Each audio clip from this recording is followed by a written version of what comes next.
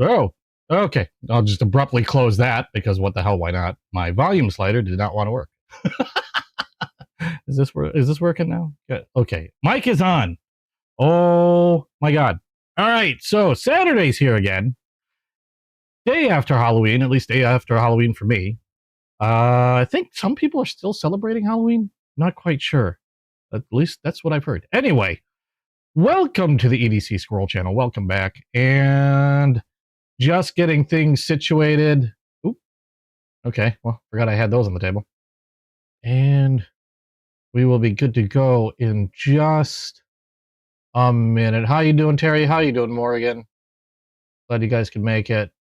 Okay, so I actually have a few more knives this week, or this last week, I should say, than I actually expected to have. Oh, well, you know what? Then again, quite a few of the knives and stuff that I got this last week were delayed from the previous week. So, I mean, I didn't really buy that much. I know next week might be a little slim in terms of new knives because have to take care of some medical stuff. So a lot of medical bills coming in, and kind of have to put money towards that instead of new knives. I still have some knives coming in because some stuff has been delayed. So I'll still hold a live next week. I just have to figure out what else I'm going to do on that live. So, but I do have some knives here and a couple surprises that I wasn't expecting. Let me clear off the table real quick, and we're just about to get underway. Those out there, those are mine. How's it going, Waylon? Hope you've been having a good one. Believe me, I want to eat some of those right now, but they're coconut, and that would take me a while to, like, you know, I wouldn't be able to talk for a little bit. Although that probably would be I don't know, probably wouldn't argue with that. Okay, so we've got a few things this week we're going to start off with. We're always going to start off with some new knives for the week. And also, I've got, in that group of knives, I've got a few more knives that I do want to customize. And one of them is going to be a complete new test. Because I wasn't sure if I wanted to customize or burn a red bone without testing it on another red bone, like a cheaper one, because I don't know how that's going to come out. So I figured, I got a cheap one. We'll test it out on that, and we'll see how it goes. But first things first, I got a surprise package. Hold on, from the girlfriend. Girlfriend. Girlfriend.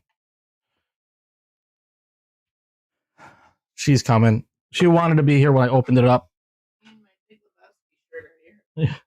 Oh, well, you're not going to be on cam. I know. I'm here. My shirt. You're here and your shirt's here. Okay, so she got me something. I've already opened I opened all the boxes and stuff because I just wanted to save time with that. And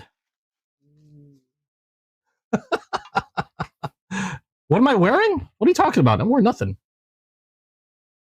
I got nothing on. You're seeing things, Morgan.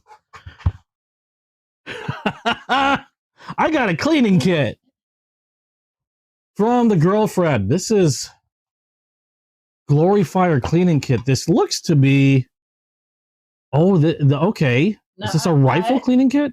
No, I saw this after you opened it. I saw this, and I had no idea what it was, except it looked like, well, you'll obviously see what it looks like. I saw this, and I'm like, tell me this is something. This is something Morgan would use on a weekend alone. Hold on. So I saw this next to the box. No, they had something next to it. They had an open one next to it. What, and I'm like, what the F is this? This is cool as fuck. You're sick again, Morgan? Morgan. Yeah, this is a no, this is not what you think it is. It is a cartridge. It's not. It's beautiful standing. There's no on switch. It doesn't vibrate. Just getting that out there. Oh, this is awesome. Beautiful. Well, yeah, I can't really stand it up. I know, but the other viewings. Hold on. Look at it. Beautiful. Oh, there's a lot of and I stuff think in it there. pulls Oh, is out. that a stand? It pulls out. Okay, we got. Yeah, the whole thing pulls out. Okay, so cotton pads. That's how does this pull out? Like that. Oh, it's got a little tape on there to keep them from falling apart. Oh, that's cool. Can you use this for your knives or anything? Or is that basically no, this is gun stuff. But the cool thing is this just hand? Oh, does this do rifle? This will do a rifle. So handgun and rifle. Looks like we've got, I'm guessing 12 gauge. I don't know how. All the way down to, yeah, these are rifle brushes. I mean, some of these, yeah, I'm sure you can use for pistol as well.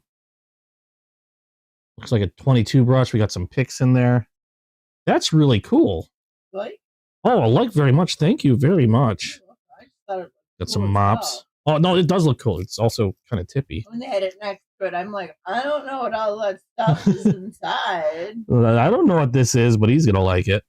I got to put this stuff back in there. I only had one other person bidding against me on Whatnot. So this was from Whatnot? Yeah, Whatnot. Okay. No, that's pretty rad. I like that it fits in this thing. Is this supposed to... Hold on a second. It just pulls out, and then it just looks so... Oh, there's a foam pad under there. This thing's heavy. Let me see.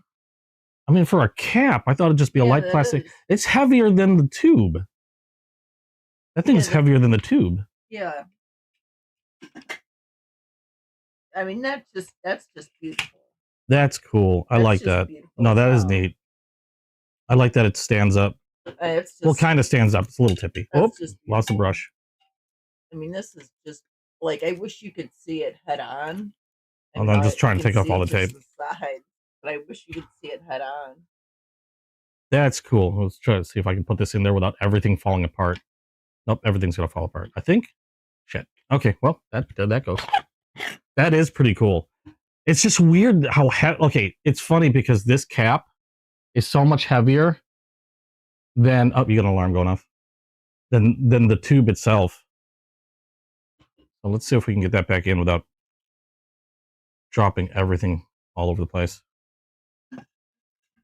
There you go. That's cool. I like the fact that it appears that it's a rifle. It's funny because they use what looks like a handgun cartridge, but it looks like it has everything. Let's just put it that way. It looks like it has everything. And no dents in it or anything. No, that's pretty... Oop, I forgot this. So awesome cleaning Glory Fire? Was that what it was called? Can you say the price or anything? Well, yeah. How much was this thing? I think it was maybe 10 to 15. 10? Really? Yeah. That's it? 50. I mean, that's not bad. Started. That's not bad at all. Yeah. There's no cleaning or oil stuff in there, but yeah, you don't need it, especially if it was that inexpensive. Comes with 3 4mm brass rods. Saw that. An empty oil bottle, so you can fill it with your own oil. Nylon brush, 10 brass brushes, 2 plastic slotted patch holders, 2 brass adapters, 1 double-ended cleaning pick, 5 cotton mops, and 25 cleaning cotton patches. What else did you get? What else did you get me? The blue and red things. The blue and red things? Yeah. Where were oh no, the almond joys. No, they were already on the table. Oh, they were. There was the size of the box for those almond joys. Okay, I know you saw a handful of these on the table. The box that she got full of almond joys, mounds.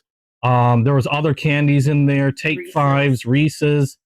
If I were to try to put on this table and take them all out of the box and put them on the table, it wouldn't hold the table. No, I'm not kidding. That box is heavy. It is heavy. It is heavy. All those coffee. Okay, so that was from my girlfriend. Thank you so much. We are going to go into... What was I going to open next?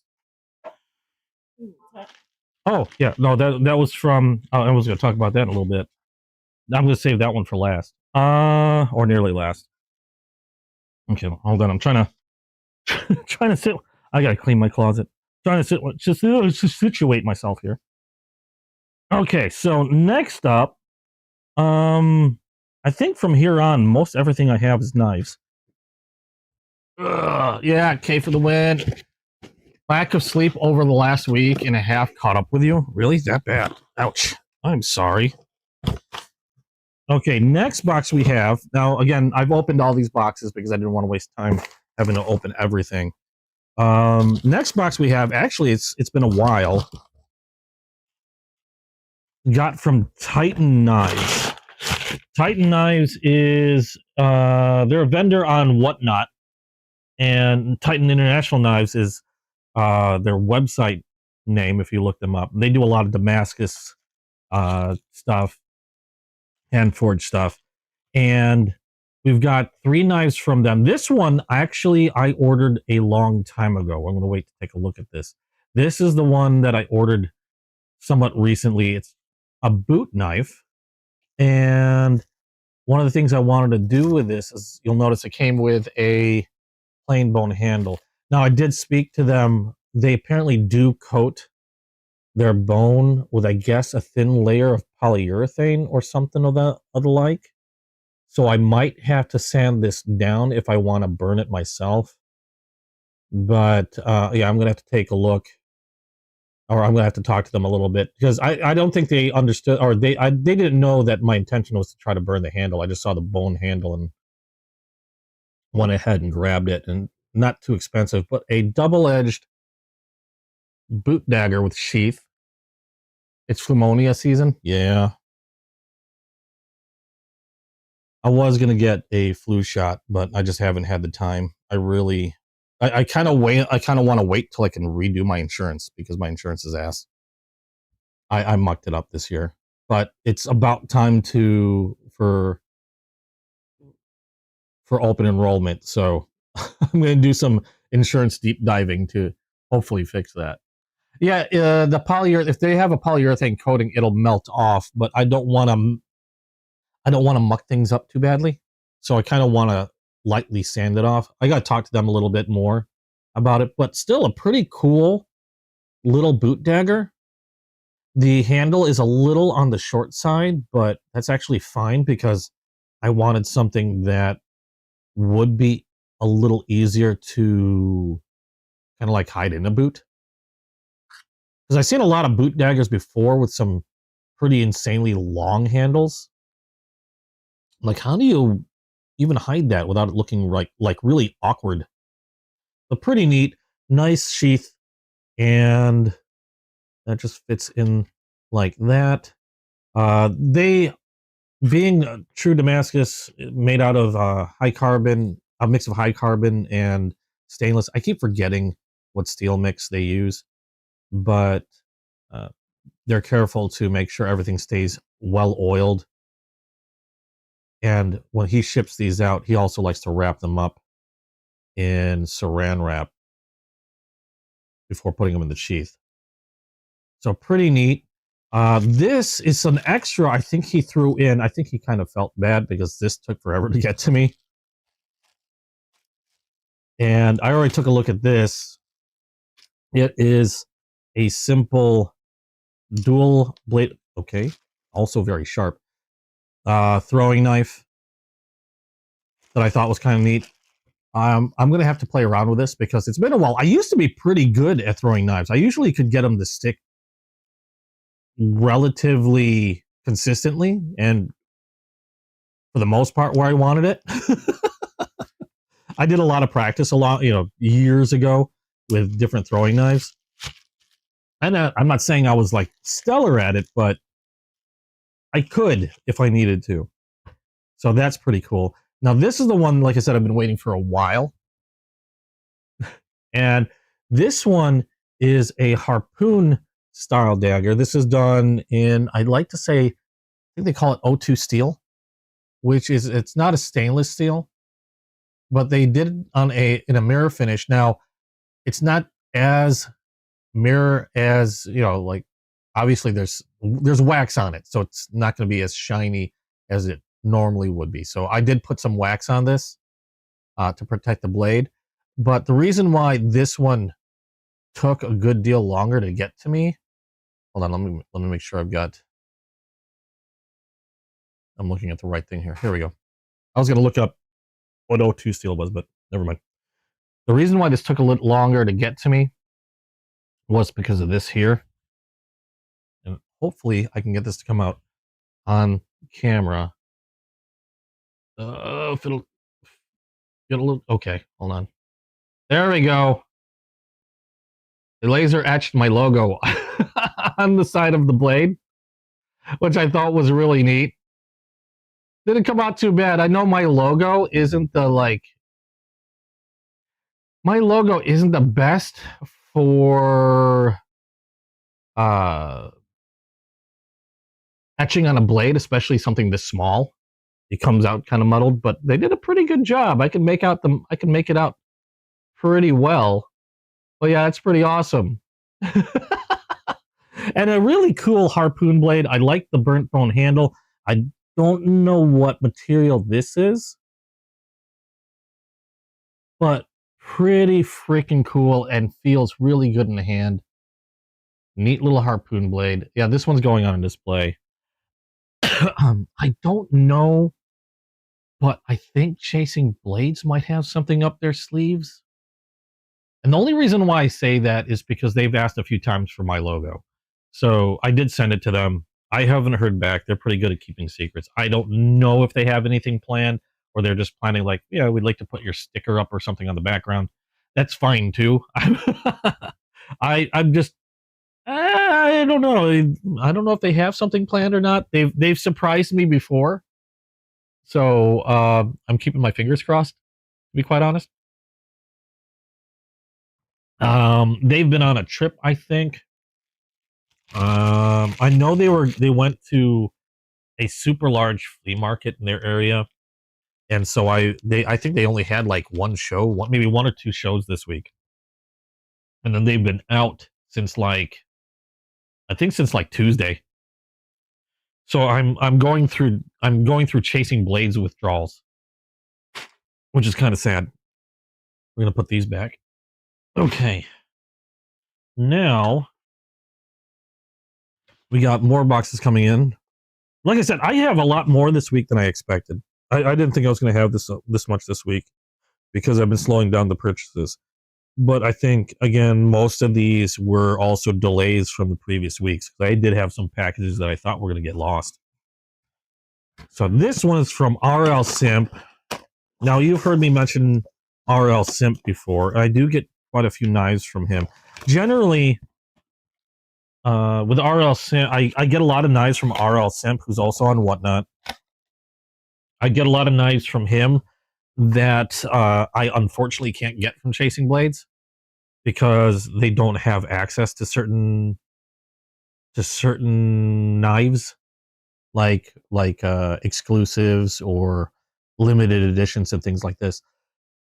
This one in particular is a limited edition that I've been looking for a very long time because they are apparently and have been sold out for quite a bit. In fact, it was kind of frustrating because when I found the first time I found this particular knife, I was shopping around for knives, as one does.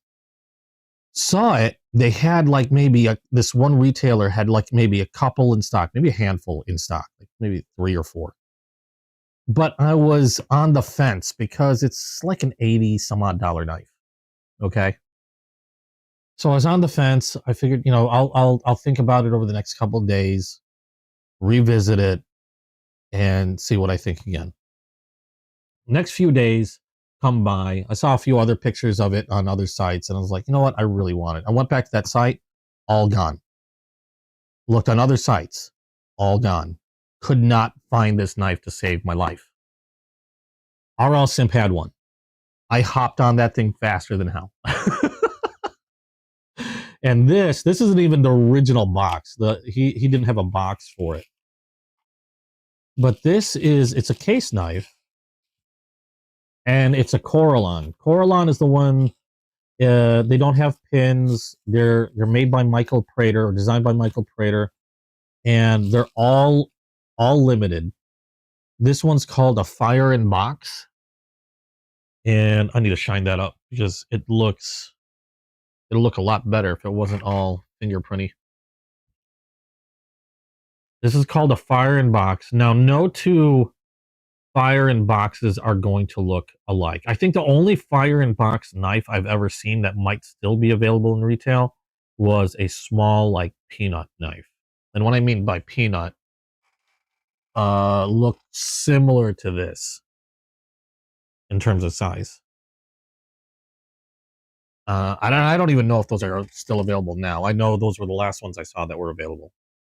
But this is called a fire in box. Again, the patterning, the way these are made, there's no pins to hold the scales there. No two fire in box knives are going to look alike. This is a trapper pattern. And get it all nice and shined up. This is a trapper pattern, a typical trapper with a California clip point and I sharpened this thing. Well, I didn't really sharpen it. I honed it on I stropped it on some leather. This thing will shave hair. It will split hair. Well, your typical trapper with a California clip point and a spade blade. And then you can see here on the blade, we've got one of 2,500. And the crazy thing is, it's one of 2,500, and I can't find any of these. Now, I don't know. Maybe some pop up again. I haven't seen them. It's a Premier Edition, fire in the box. I don't know what year this is. I'm not that good at translating the dots yet.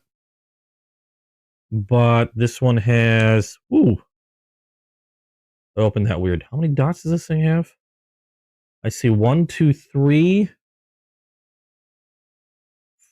4. Are those X's? 1, 2, 3, 4, 5?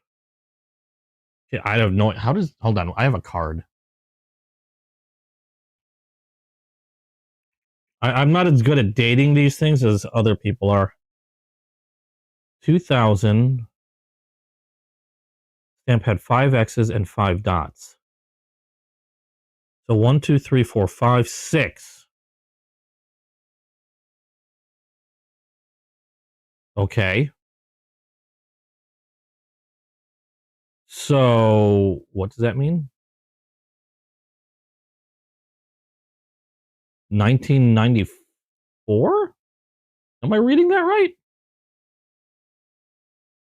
I don't know if that's right.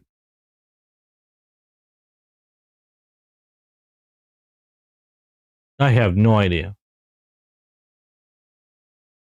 Is it 1994 or 2004? Gosh darn it. One of these case cards to help translate the dots on this thing. I can't remember how the dates work. But really awesome knife. Limited edition. There's the back on this one. Slanted bolsters. I was so excited to find one of these. I've been wanting to find one for so long. And not only did I manage to find one, I really liked the coloring on the one that he had. And there is a luster or shine in there that just barely comes out on camera. And it's like in there. It's not like, it doesn't look like it's on the surface. It seems like, or it looks like it's actually in the scale itself. It's so cool. I have to date the logo than the dots. So yeah, that's what it says that appears to be in 2000, the new stamp had 5 X's, 5 dots. So there was 5 X's and 1 dot, which would make that 6.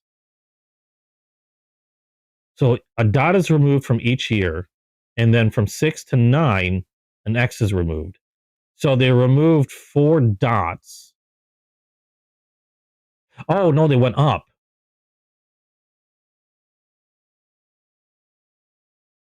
So 2004. So this was made in 2004. Okay. I just had to read it a little longer. I don't mind the inscription. I've seen some others that it kind of depends on it. this for me is more of just like a showpiece rather than like something that I might use on. I mean, I'm more than capable of using it. This thing's sharper than hell, but it's more of a showpiece, really, for me.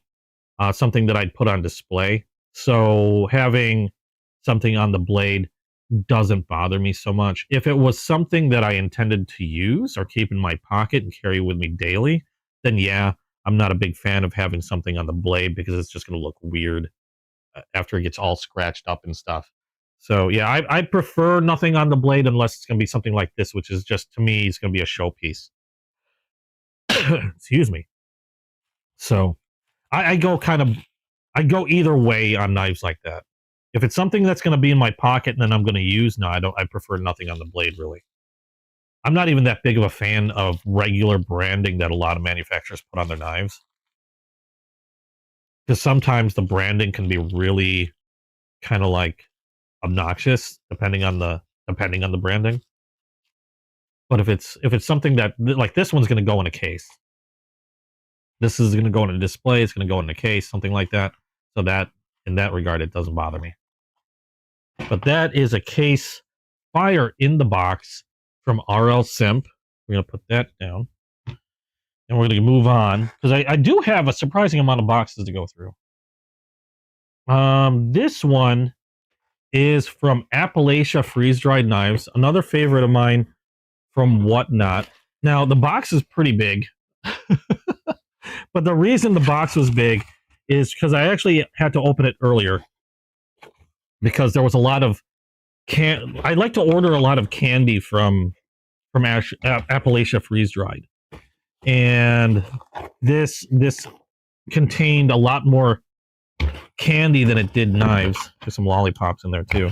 I forgot about those. But this was an important box because this has the knife that I planned on testing. We got to Halloween stickers. Nice. I didn't even see those. I got to look in these boxes more often. Let's put this down. Now, this is the one we're going to test burn today. If they didn't have the description on the blade. Yeah, I don't mind it. Like I said, it depends on what I'm doing with it. If I'm using it, I prefer not. If I'm displaying it, then yeah, I don't mind. This one is the tester. This is a Browning, or made by Browning. I don't know who does Browning stuff. And I think I got it less than $22. I'm pretty sure I paid around either 20 or just under 20. I don't know. I don't believe Browning makes their own. I don't know if anybody like who does Browning's knives, but they did a pretty good job on this. Like, I'm actually impressed with it. I did take a look at this earlier. It is a trapper. It is sharp. Okay, thought I caught myself there. It is sharp. Standard trapper with your clip point and spay blade, and done in a red bone, which I really hope is not covered in any type of polyurethane or anything. And I believe that is supposed to be true red bone. At least that's what it was advertised as. And I want to test this one out because I wasn't sure how the red bone is going to look burnt. I'm going to take another look just to make sure. It appears to be natural bone. There's a lot of natural, like, little, I don't want to say defects because they're not really defects. It's just natural things that occur on real bone, like pits, spots, things like that. So it does appear to be. We're going to try burning this today. And if this doesn't work out, there's another red bone that I have that I know is red bone, and we could try that one as well. But I wanted to test it out, see how burning would look on this color, because I've been really liking the results on the green. I really like the results, especially on that sky blue.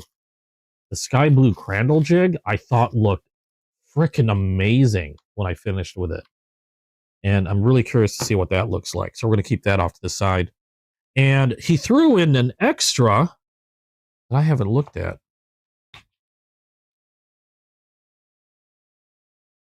Yeah, Browning is probably it's probably China. I'm not arguing that, but I don't know. What I'm wondering is who the OEM is. Like it, because there's a lot of like gun manufacturers that get knives made for them that I don't know, maybe for example Civivi might be the OEM or Best Tech might be the OEM. I'm just throwing names out. I have no idea. I'm just curious as to who the OEM might be because they did a pretty good job. And I can't poo-poo overseas blades so much because I'll be honest, there's been some absolute insane heat coming out from a lot of those manufacturers that I'm sorry. I think now I love US made knives. I have a lot of US made knives.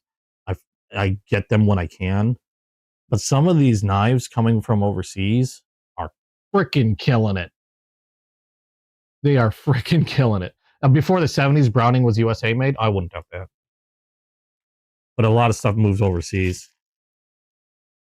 What is this? Now, he did toss this in. This has no branding on it. From Appalachia. Thank you, Appalachia. First of all. Oh. It's... we got wolves. And it's weird because I didn't notice it. This is raised. It's like a relief almost. Like the wooden parts they're raised above the scale with the image of the wolves. I don't see a manufacturer brand on this one. I know it's a relatively inexpensive knife just from looking at it, but it's well centered in there. Oh, what is this? Day Zero Survival. That's a crazy looking blade edge. Tonto style with partial serrations. It's like a Tonto had mated with a harpoon. Liner lock. We've got a point down carry pocket clip. Non-reversible. You can't really change it. Full steel liners, a couple back spacers. Liner lock was pretty secure. A little bit of side-to-side movement on that. Hold on a second. There's a little bit of blade play on it. This is probably a T8. Yes, it is. We will tighten that up. See how that feels. It was also assisted. Oh, that tightened up the blade. It got really stiff. It is assisted. It still springs out. It's not like drop shutty though anymore. Oh, it's assisted, so it's not going to be drop shutty. But that blade play is gone. Doesn't move anymore. It would probably be a lot smoother if I put some oil on it too. I know I'm spending a lot of time on what's obviously a very inexpensive knife, but it's actually functioning pretty well so far. Would make a nice present. I do like wolves. I think I had a t-shirt that looked like that when I was younger. I'm pretty sure I had that on a t-shirt. Yes, I had wolf t-shirts. Leave me alone. Oh, a lot smoother. Little oil helps a ton and don't need much. Not bad. Actually surprisingly decent. Now I can't tell you how long it's going to last. What kind of steel is this? Stainless, made in China, Day Zero Survival. I'm guessing anywhere between a 420 to 440 stainless steel is my thoughts. Admittedly, I'm not the biggest fan of serrations. I know some people love them. I'm not the biggest fan only because they can be kind of a pain in the ass to sharpen if you ever need to sharpen them. But still pretty neat. I don't know if I could. I'm going to keep this one. I think. I don't know if I can give that away because it was an extra kind of gift from Appalachia. I don't like giving away gifts. There we go. Kind of neat. I can't complain. Did I kick my camera? I'm gonna stop doing that. Dugan! Stuff and things. Hi, how you doing? Oh, perfect timing. I was gonna save yours for last because I wasn't sure if you were gonna be here. So I hope I'm saying your name right. Is it Duggan or Dugan? Dugan or Duggan? And Jim, how you doing? wait, are you guys the same? You guys are probably the same. Might be the same. Related? I don't know. I got something from you guys that surprised the heck out of me because I don't check that box very often. And they never told me anything got there. They never told me I had anything. But I got an envelope from you guys. I haven't opened it from yet. There was a little hole there, so I hope nothing fell out. But this was in my not post office box, but I forgot what post mailbox, whatever. And first of all, thank you so much. Completely surprised the hell out of me. And yeah, I was not expecting that. Let me get something a little easier to use than my Leatherman. But since you guys are here, let me open that up right quick. And I'm going to be very careful because it feels like it's papers or cards or along those lines. You know, I do have a letter opener. I don't know why I didn't just grab that. But thank you so much. I don't even know what it is. Cool. Aw. Got links to your YouTube and Instagram. And we've got, oh, cool. Dugan and Stuff and Things. Stickers. Case, Buck, Glock, Sig. Oh, got me at Sig. Thank you so much. We'll leave those up there. Thank you so much for those. That's really neat. Is this the same one or is this two of them?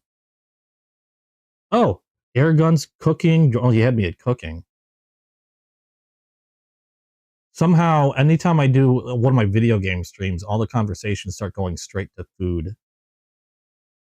Drones, EDC, guns, ham radio, knives, reloading, and more. Oh, that's not good for me because then I don't need more. I don't need more stuff to spend my money on. I don't have that much money going. I need to save money. Thank you so much for that. That's really cool. Really appreciate that. A massive surprise because, like I said, I have that address. I have that postmail box for specific shipments and things like that. And I thought it'd be a good idea to have, just an outside box. And other than once in a long blue moon, I'll have a package delivered there. And then I go there and check, and it's like, there's an envelope. Nobody sends me stuff. So thank you. That was a very pleasant surprise. Yeah, that was the envelope I was excited about. Oh, thank you so much. I appreciate it. I checked your channel out. I actually subscribed. I don't know if it notifies you or anything, but I actually subscribed because I checked your channel out. Awesome stuff. Go check it out. Duggan. Good grief, my brain. Stuff and Things. I just realized my hands are like really, really dry. So I'm charging up for.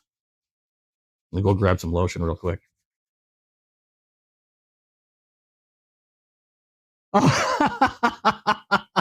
Oh, he DM'd you?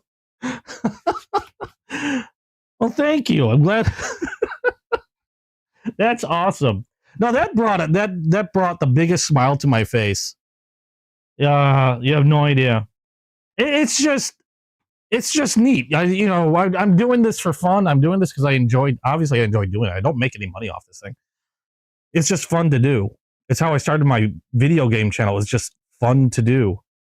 and I like talking to people about, shared interests and things. And it's neat when people of your caliber, and yes, I'm saying people of your caliber because you're a much more well-established channel than I am, basically just say hi.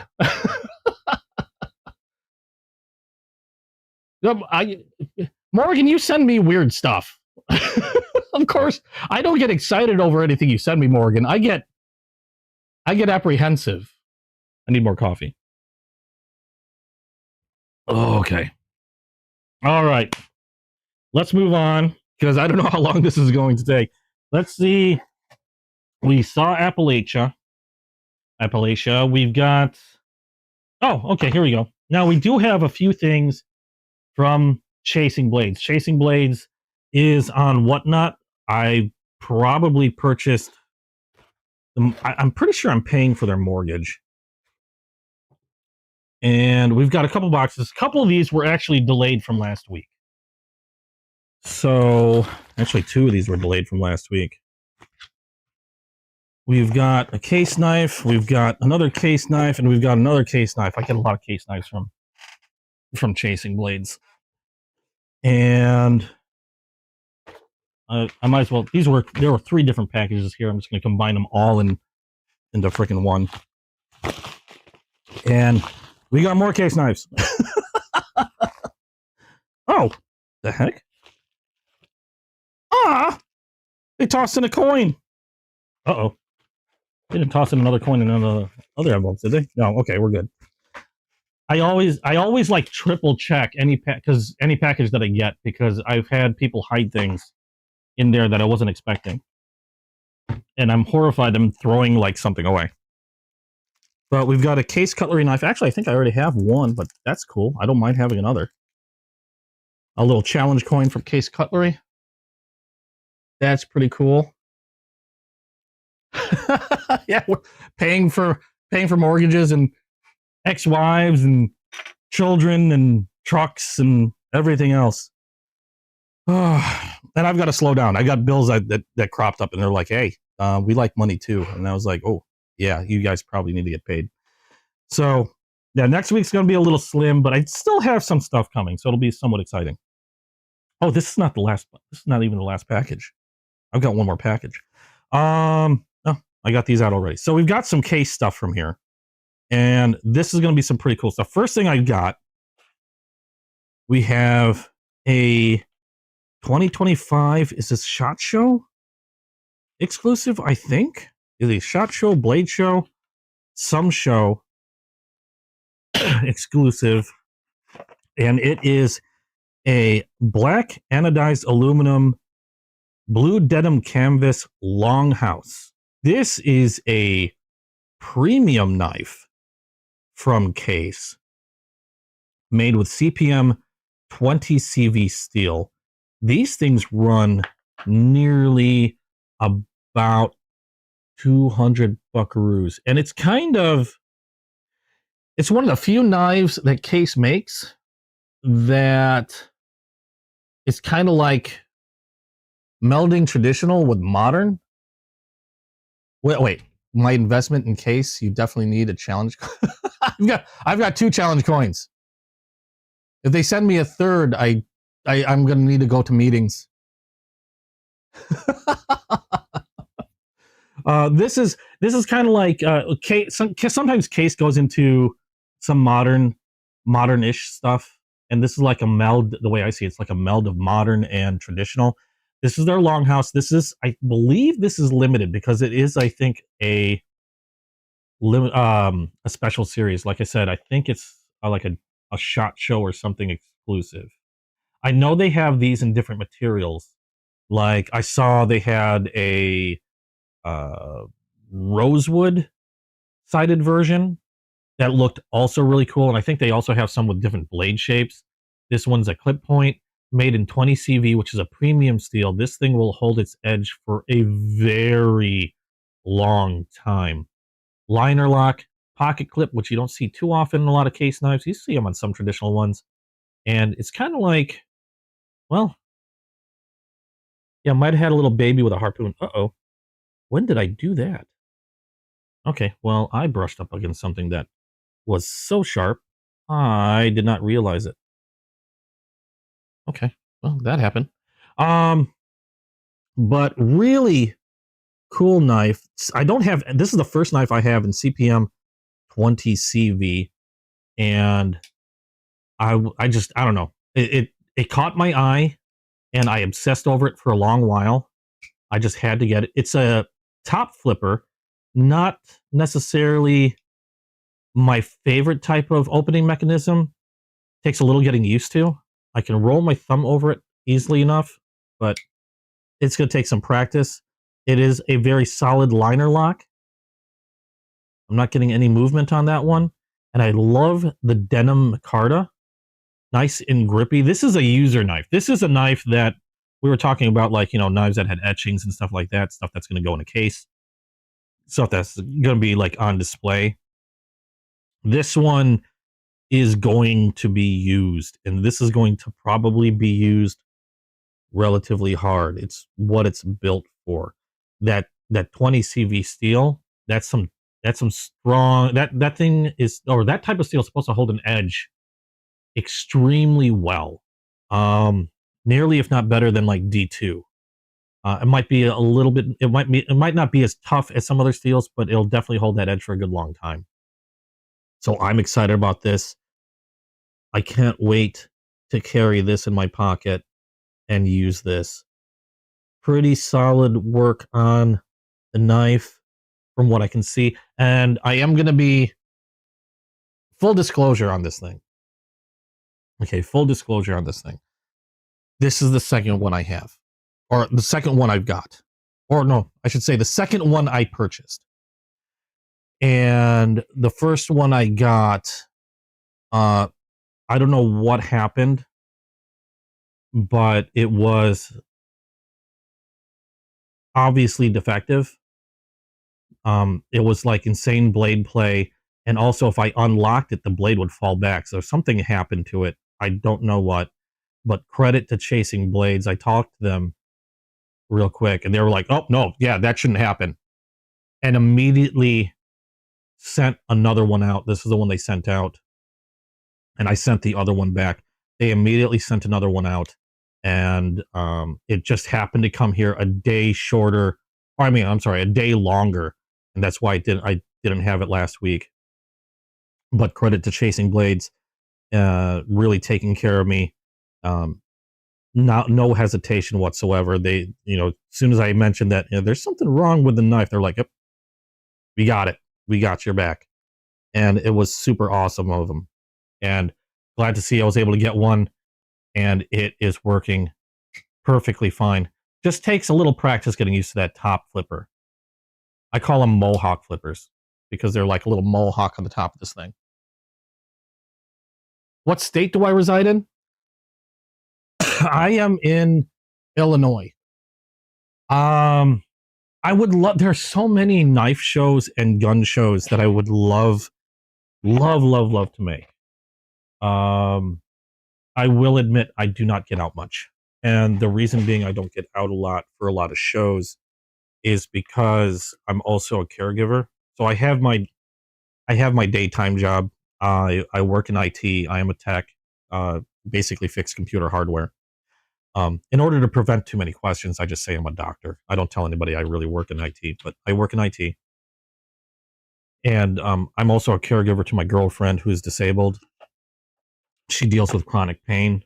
So when I'm not working or not doing this stuff, I'm very thankful that I get some time to be able to do like these streams, my video game streaming and stuff like that, the knife streaming.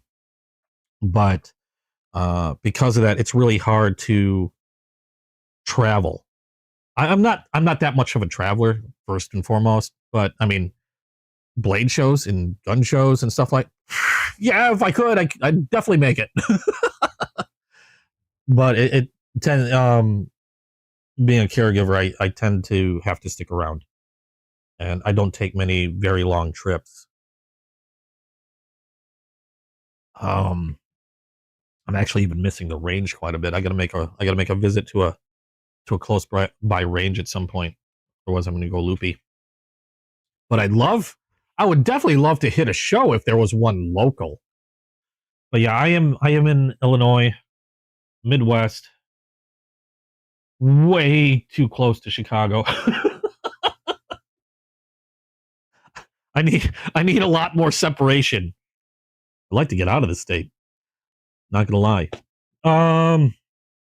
Up next, we will go with this one. This one is a burnt amber bone Rogers jig. Rogers jig. I've never heard of that.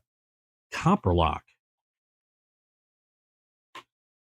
I know peach seed jig. I know corn cob jig. I know a few jigs. I've never heard of a Rogers jig. Oh, that's a Rogers jig. Okay, I've seen these before.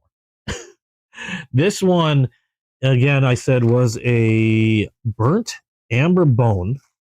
I just remember this being a burnt amber bone. I don't remember the jig. Yeah, 2 YouTube channels. I'd take the time off if I could travel. Believe me, I'd love to make a show. It's just not easy. Too much stuff I have to take care of, and then work and all that other stuff. Most of my traveling happens online. This one is a copper lock. I'm starting to really love these copper locks, which is bad for me.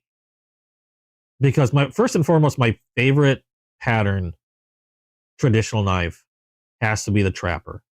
I love trappers, and bad enough that I love trappers of all sizes. I like the regular size trapper. I like the mini trapper. I like the tiny trapper. I always thought those were my favorite ones. Those docks or mini docks, docks and mini docks I really like. And I've been trying to cut down on patterns. And then somebody introduced me to copper locks. And not only did somebody introduce me to copper locks, they introduced me to copper locks with a Wharncliffe variant.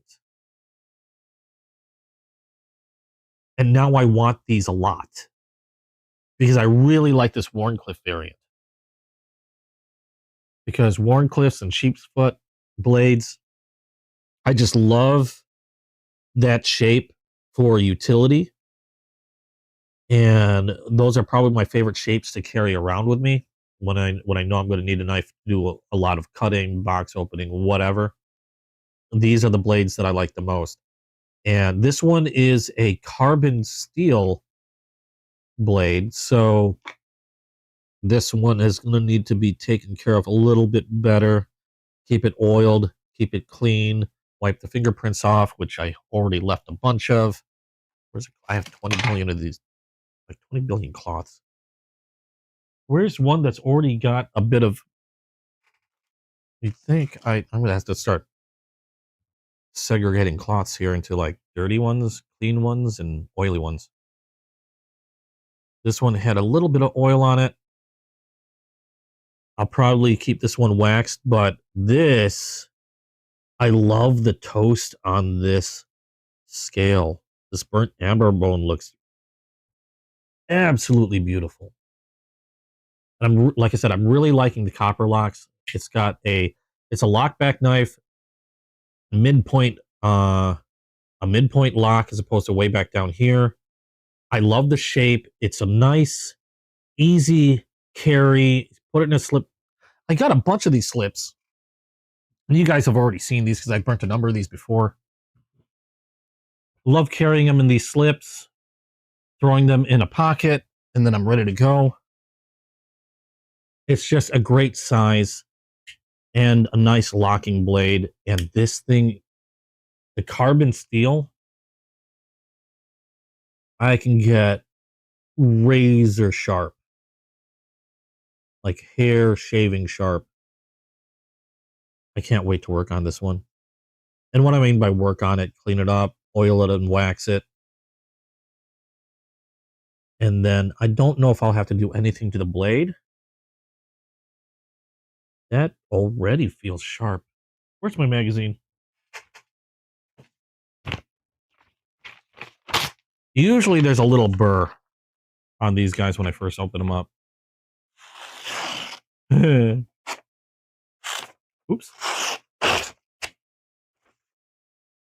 Okay, not bad. It's definitely sharp. Yeah, I can hone this thing. I'll hone this thing. I'm going to turn that into a razor. Really cool blade. Love the look of this knife. Reason why I fell in love with it and why it found its way to me. I love having a horrible memory because every time I end up opening packages, it's like Christmas. Half the time I forget what the hell I picked up. You're into Tontos and drop points. Anything else a little different, including what about hawkbill? Oh, hawkbills are neat. Cherry bills. What? I like. Okay, I've said before I don't like Tontos, and I kind of lied. I do like Tontos. They're really neat.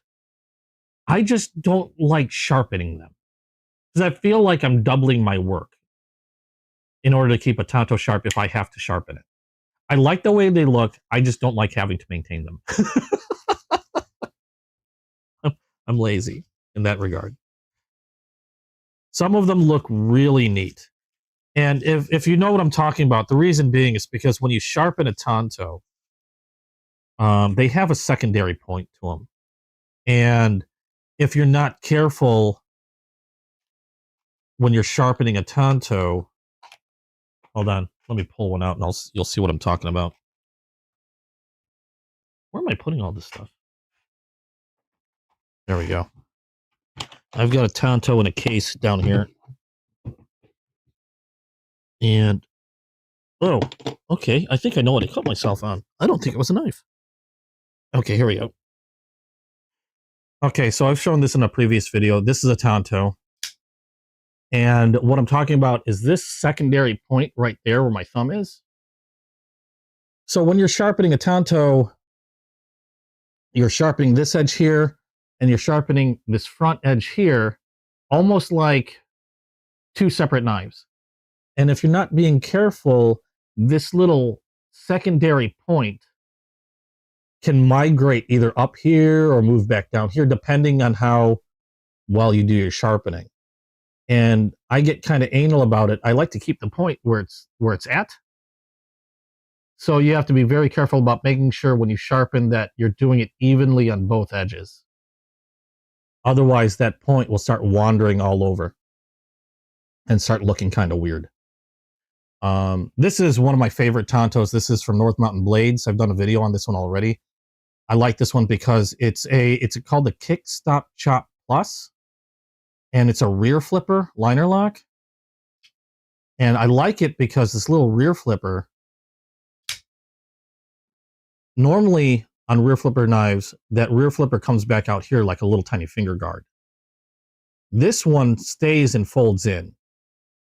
And so you kind of keep that classic Japanese Tonto look where you've got a straight line from the handle to the blade on both sides, like nearly straight line and nothing protruding. And that's one of the reasons why I really, really like this one. But yeah, I do like Tontos.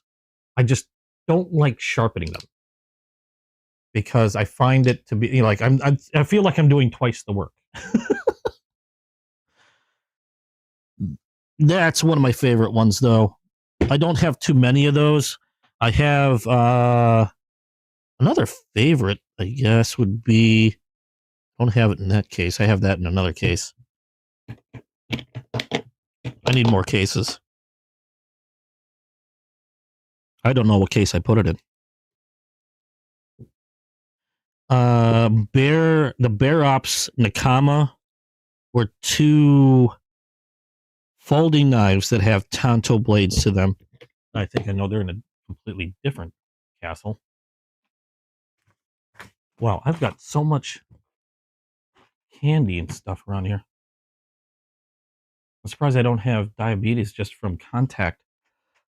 Excuse me. Yeah, Bear Ops Nakama. This is one of them. I've got this one. and they had 2 color options. They have more than this now, but another Tonto style blade that I really, really like, made by Bear & Sons or Bear Ops. But yeah, I don't know if you can see the secondary point here, but that's the part that I hate having to deal with when it comes to sharpening these things.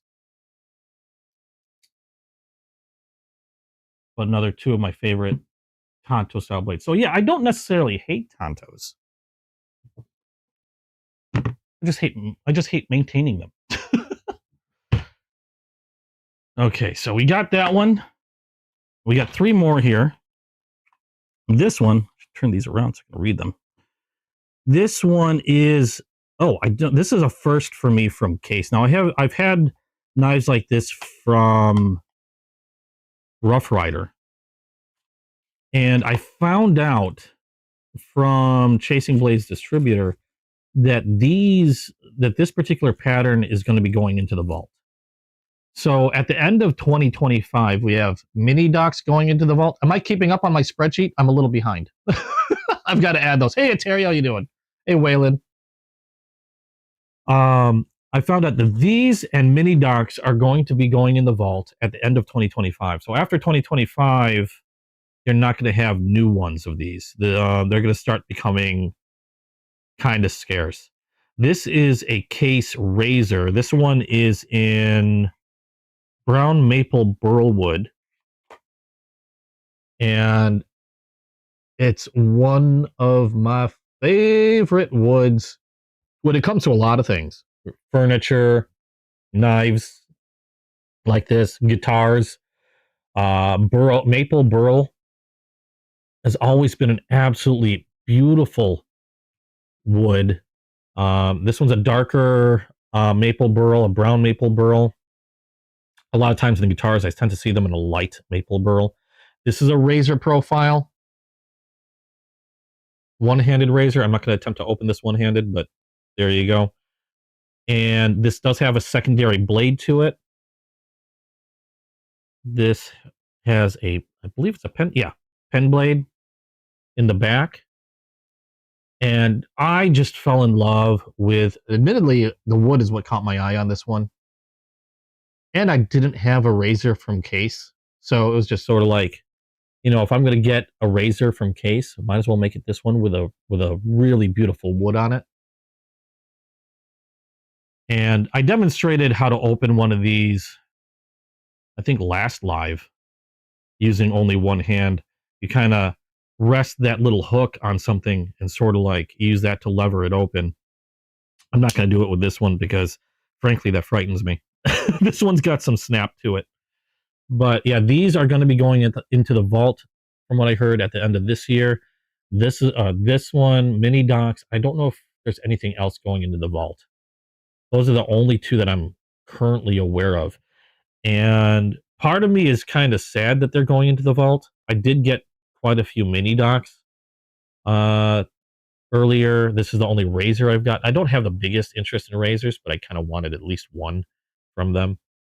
And so I picked this one. What does have me curious, though, is usually if they're going to stick a pattern into the vault, like they're retiring that pattern, that means they're probably going to do one of 2 things. And that's either come out with a new pattern, or more than likely, they're going to be bringing back a pattern that they had previously put in the vault. And, excuse me for the coughing. And if they're going to be bringing a pattern that they vaulted a while ago, I'm really hoping they bring back full-size dock knives. Really hoping from full-size dock knives. I like the mini docks. They're really awesome, but I'm really hoping they get the full-size ones out. Other than that, I don't know. Maybe they'll bring out mini razors or something. I don't know. Is this a regular-sized razor? I guess so. I don't know, but I'm hoping it's going to be really neat. So, on one hand, I'm sad that they're putting them in the vault. On another hand, I'm super excited to see what they come out for 2026. And I just can't wait. Now, if you're wondering why I keep wrapping these back up and putting them back in the box, there's a couple reasons. One, I still need to get myself a really good display case. I've got one display case, but that's already getting filled up with some knives. I need another one. 2, I always wrap them back up and put them back in the box because I have a spreadsheet that helps me keep track of what I have in my collection because I have a horrible memory. There was one point in time where I bought a knife 3 times. I had like 4 of the same knife because I kept forgetting I had it. And that's when a friend of mine came up with a spreadsheet. So if I have any questions like that knife looks familiar, do I have that already? I could always look up my spreadsheet and see if I've got it. And so I put it back in the box, basically tell myself that, no, you have not entered this in the spreadsheet yet. So I know I've got to enter these into the spreadsheet so I know that I have them. The other 2 knives, these should be kind of sort of the same. Yes. These are going to be the other ones that we burn today. I might burn one. I might burn both. I'm not quite sure yet. This one is going to be, this is the mini version. I've got a mini and I've got a regular. And my initial intention was to burn the mini because I did take a look at these already. This is if I make sure I get this right, this is a pocket worn gray bone crandall jig mini trapper. Now this is going to be the same thing except standard size trapper. And I'll go ahead and pull that out now so we can look at that.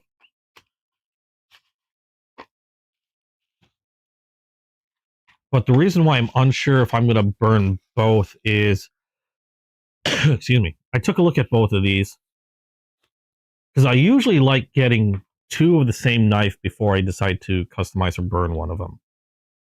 And I was looking at both of these. I decided I'm going to go ahead and burn the mini, and because I saw this and I don't know what it was about the way the bone looks on this one. I don't know what it is, but to me, the bone looks really cool. I don't know what, like this weird speckling and pattern to this that the dye took on this gray looks really cool. So I'm kind of hesitant to burn this one. I've already decided that I'm going to burn this one. But we'll see how this one comes out. But yeah, after seeing this one, I don't know what it is about the gray on this one, but I think the gray looks just really, really cool. Yeah, I'm going to start off with one. I'm not going to immediately burn both. I'm going to burn the small one. I've been burning the standard size trappers in my last few lives. But after looking at this, I decided I'm going to go ahead and I'm going to start with this one. I mean, they both look fantastic to me, but I think this one might take a burn a little bit better. Just because I like the way the ridges are on this one. I like the coloring on this one. I think would look really well with a toast. But yeah, I think we're going to start off with a smaller one. If it looks really good, like if it blows me away, then I might consider burning the large one. I usually like to keep one untouched because it's like I have now a sample or a knife that's, I don't know how to explain it. I have an unburned one and I have a burned one. Easiest way for me to say it. Crandall jig. Okay, this goes in this box. But yeah, it depends on how it comes out because I'll be honest, after I did the sky blue, I have a sky blue that's unburnt and I burned one of the sky blues that I have.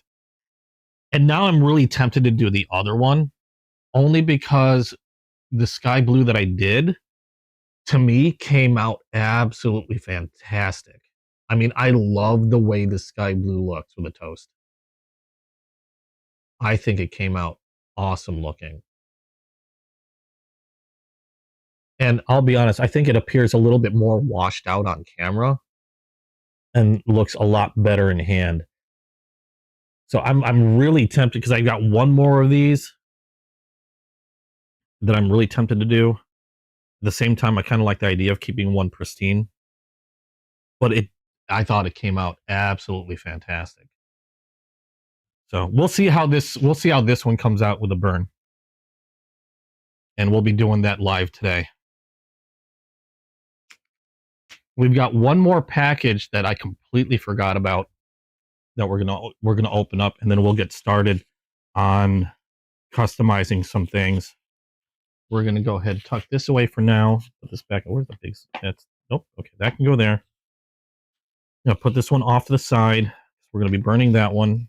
We're gonna be burning that gray one. We're gonna be test burning that red bone browning, and hopefully that's actual bone, because otherwise I might end up getting a little high on live. That's not a good idea. Okay, one more package. This one comes from Blade City. I've gotten a few knives from Blade City. They're a very big, one of the bigger knife sellers on Whatnot. They do a lot of modern stuff, and I got 2 knives from them. One I'm really excited to finally get here.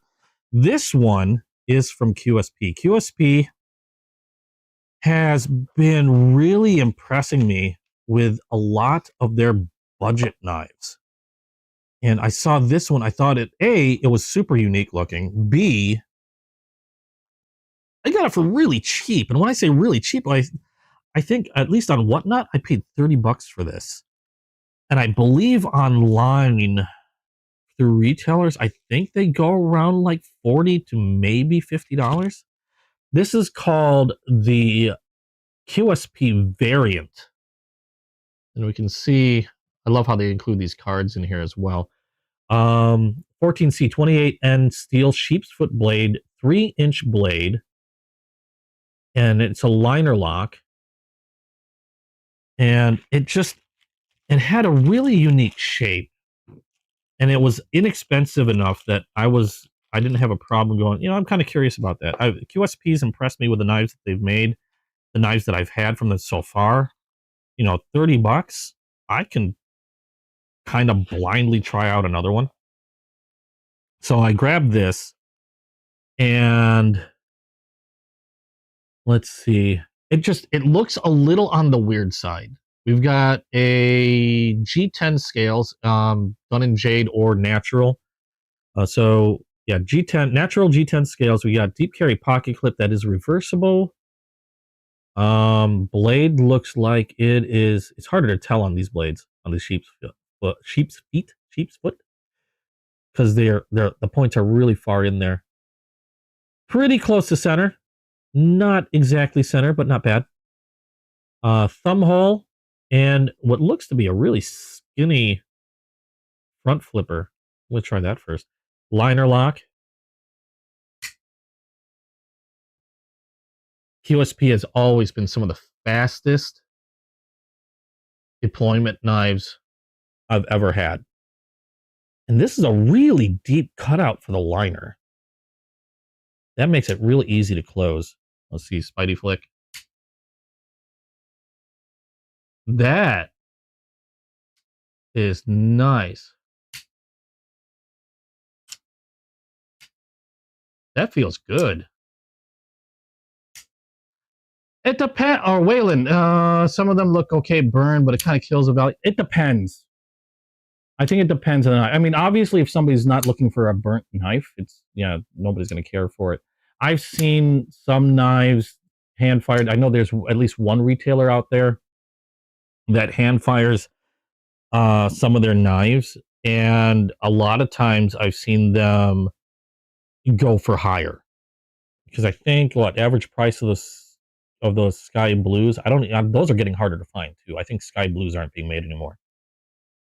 But I think average price on the sky blues for a trapper was about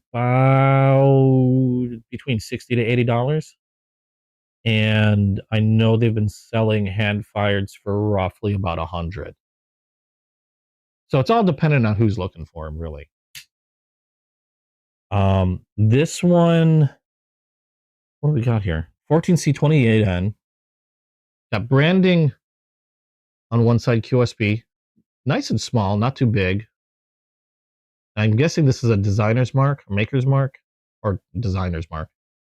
14C28N on the pivot of this side. Again, reversible pocket clip. This is what I was curious about because it's such a weird shape.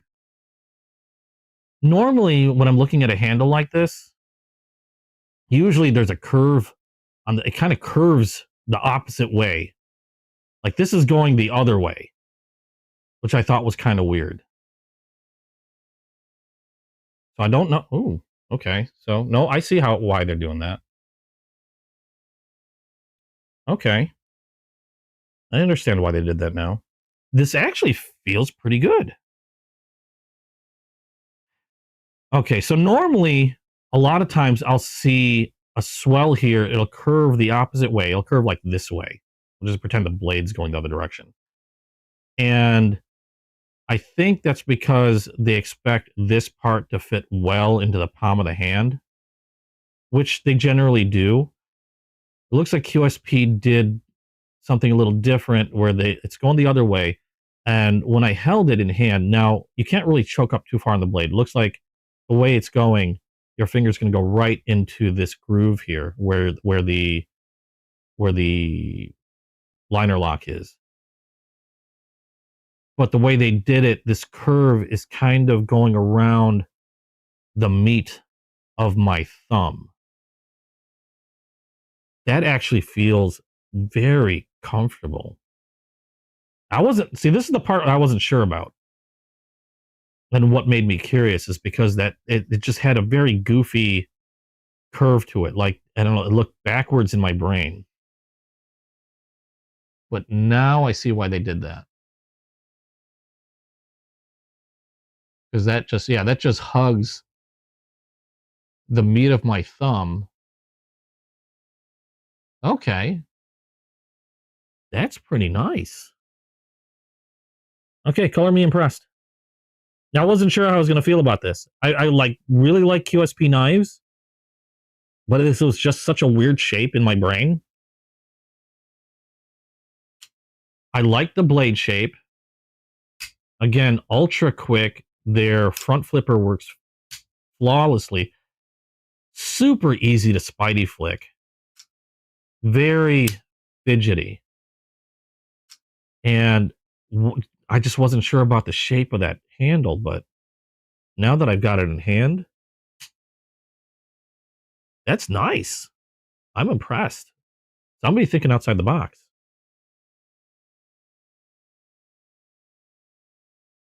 I would see something like this and, somebody making this design and somebody criticizing it like, that's just too weird, but it works. Interesting knife. I haven't seen anything like it. I'm not saying there isn't anything like it, but I haven't seen anything like it anyway. That's pretty cool. QSP, you continue to impress the heck out of me. I like it. I also love their little friggin' stickers. What did I get this time? We got a wolf with a knife. Did I get the Have a Knife Day one? Yes. I always love the Have a Knife Day ones. They're like my favorites. Okay, we'll put this back in the box, and then we got one more. How the hell did this go in here? We got one more knife, and then we're gonna look at doing some customizing. This one is from Ketuo. Now, I've been waiting for this one, and I've been waiting for this one for very good reason. Now, I do have one more Ketuo knife, and the Ketuo knife that I got, I've showed on a previous live. I did a video on the Ketuo knife that I got. Where is it? I'm gonna pick it up. That hit the camera. I forgot that camera leg was over there. Okay, am I still straight? Yeah, okay. The Ketuo knife I got before, awesome knife. This is called the Mini Griffin. And I will be honest, in terms of modern knives for this year that I've gotten, this has been one of the most impressive for me for all the new knives that I've gotten this year. Again, called the Mini Griffin. DLC coated titanium scales with carbon fiber inlay. It's got a tin coated, I'd like to say S35VN. I can't quite remember now. No, I'm sorry, M390 steel tin coated blade. Top, yeah, like a top liner lock, button lock. And it's just super fidgety. A really interesting shape that's actually quite usable.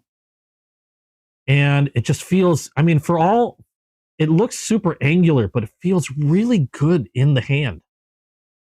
And I just fell in love with this knife. Now, the problem I have with this knife, I have one massive problem with this knife. And that's, I like it a lot. I like it too much. And it was a limited edition. Now, you can get these knives in different colors and such from Ketuo. However, this particular colorway, the gold, tin, carbon fiber, gray DLC, was a collaboration between Ketuo and Blade City. And they only made 50 of these in this color. And with these materials, it was a $200 knife, roughly, just over $200 for this knife. So only 50 of these made. And the thing is, I loved this knife.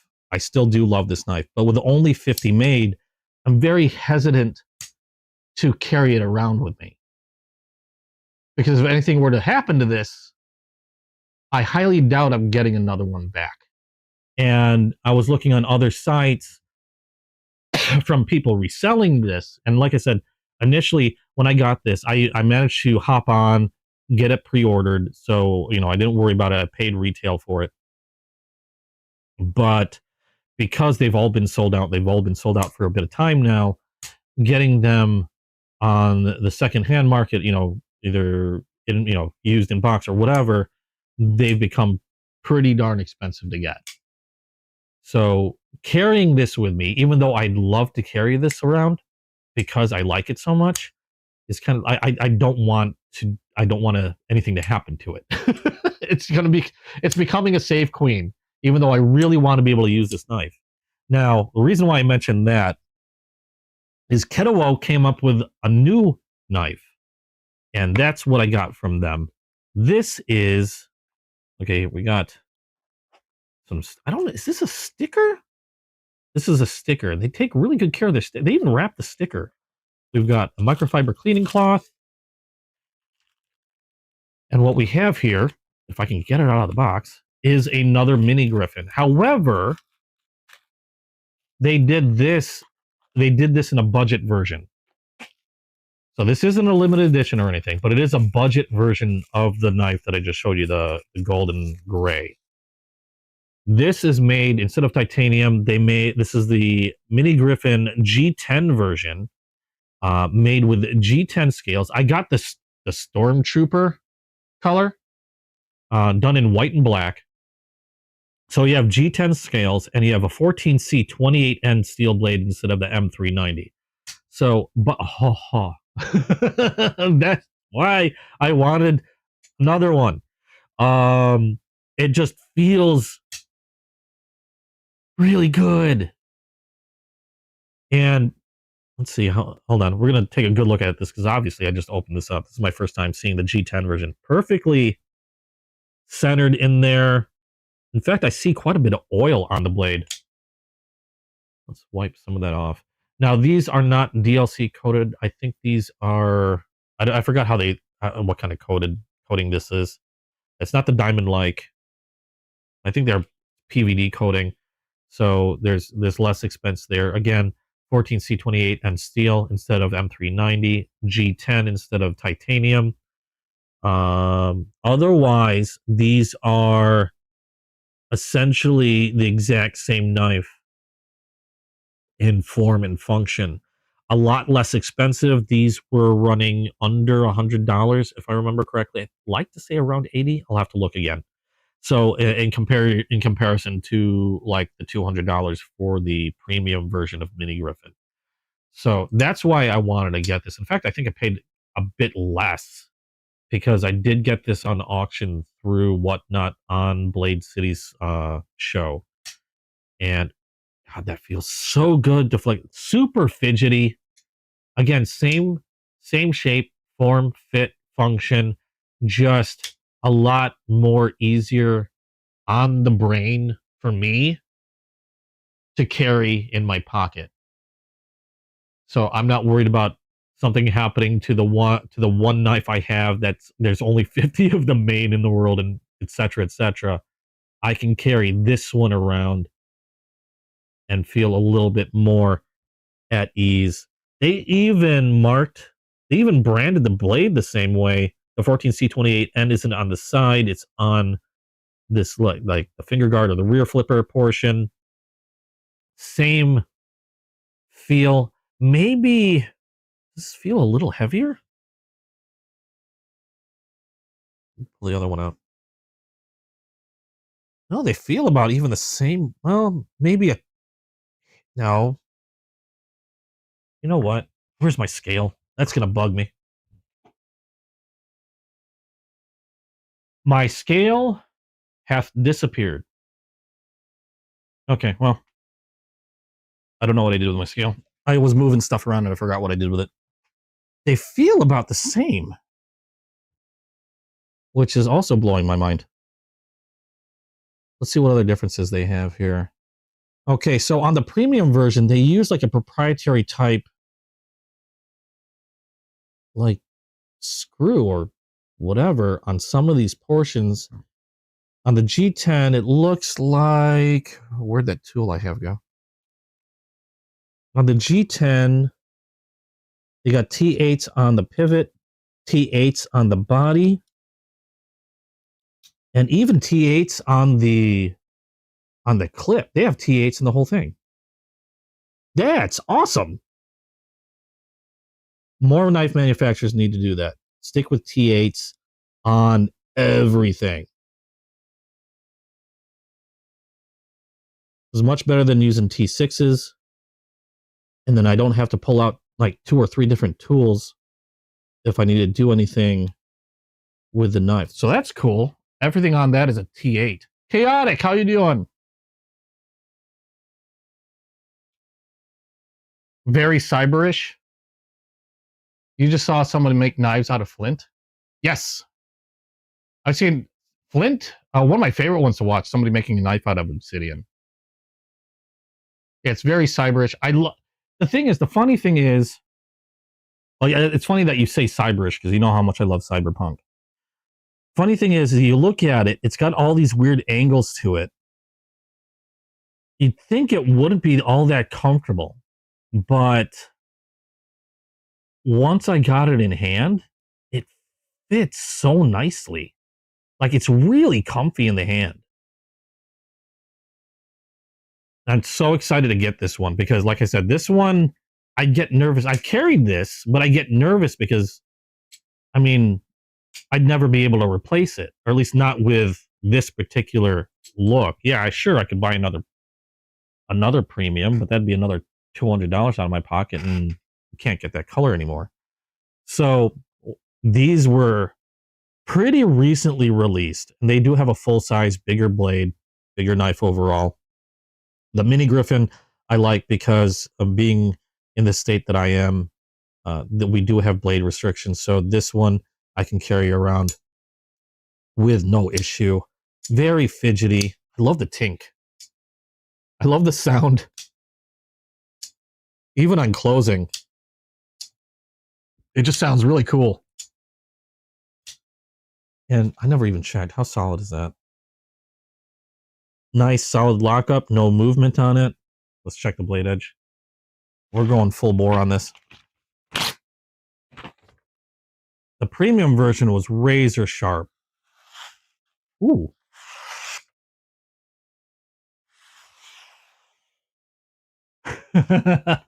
Like butter. Oh, this is like an ASMR knife. It feels good. It sounds good. Even sounds good being used. total ASMR knife. Oh, I'm so glad that finally came in. This is one of the packages I think was delayed a little bit. Like I almost had this for last week. Super cool knife. I'll tell you right now, I've gotten a lot of knives this year. This is probably, and now especially for the price, this is probably what I would consider one of my own top contenders for probably one of the best knives this year released. At least for modern knives. And I've got quite a few knives that were released this year. This one is one of the top. I do like the Stormtrooper look too. I'm a Star Wars fan. There we go. So awesome knife from Keto. I got to check out some of their other knives because I've seen some really cool knives from them, really cool shapes that I'm really curious about. It's just they're pricey, and I can't afford that right now. I'm glad they did this though because I'm glad they're doing a budget line, and I'm hoping there's going to be more that they do similar to this. Because there's a few more knives from them I'd really love to check out. It's just I got too many other things I got to pay for the next at least while, so it might be a little while. Okay, so that is all the new knives that I've gotten this week. We are going to move into doing some customization. And again, thank you. And did I miss how it was supposed to be pronounced? Did he mention Duggan? They both sound cool either way. I hope I didn't miss. I hope if you mentioned how it was supposed to be pronounced, I might have missed it. But thank you so much for the hi, how you doing, and the stickers. That was really, really awesome of you. I'm going to move these out of the way for now because I'm going to start playing with fire. But if you want to check out, I'm going to say Duggan. Jim Duggan and Stuff and Things. Check them out. They are on YouTube, Instagram, Facebook. There's an email. You can check out their stuff there as well. But super huge thank you to you. That brought such a big smile to my face because I've never had anybody do that for me before in that way. Morgan sends me weird stuff.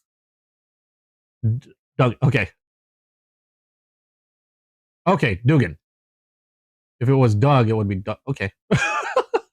I have a horrible pronunciation of names. Dugan, thank you. You've been super awesome. That brought the biggest smile to my face. I'm going to have to check out more of your videos, especially with you do a lot of stuff. Air guns, cooking drones, food. I'm going to take a look at food. Okay, I'm going to move those off to the side for now. And because I don't want anything to burn. Let's see. We're gonna start because I've been really curious about how it's gonna come out. We're gonna start with that red bone browning. And I'm gonna do one really quick recheck. Can I just call you a friend? I have to pay for that one. I'm going to do one final check on this browning real quick because Lord knows I don't want to be melting plastic. I should have checked this before. I was just going by descriptions and what people have told me about. So I meant to do this a while ago. Red jig bone. Okay, yeah, that comes up as jig bone. All right. I haven't seen anything about this being coated in any way or you. I'm not that far behind you. I shouldn't say that. I'm about like, I don't know. I'd like to say 20 something odd years mentally, about 102 physically. Or at least that's how it feels in the morning when I get up, or at least try to get up. I pretty much just fall out of bed nowadays.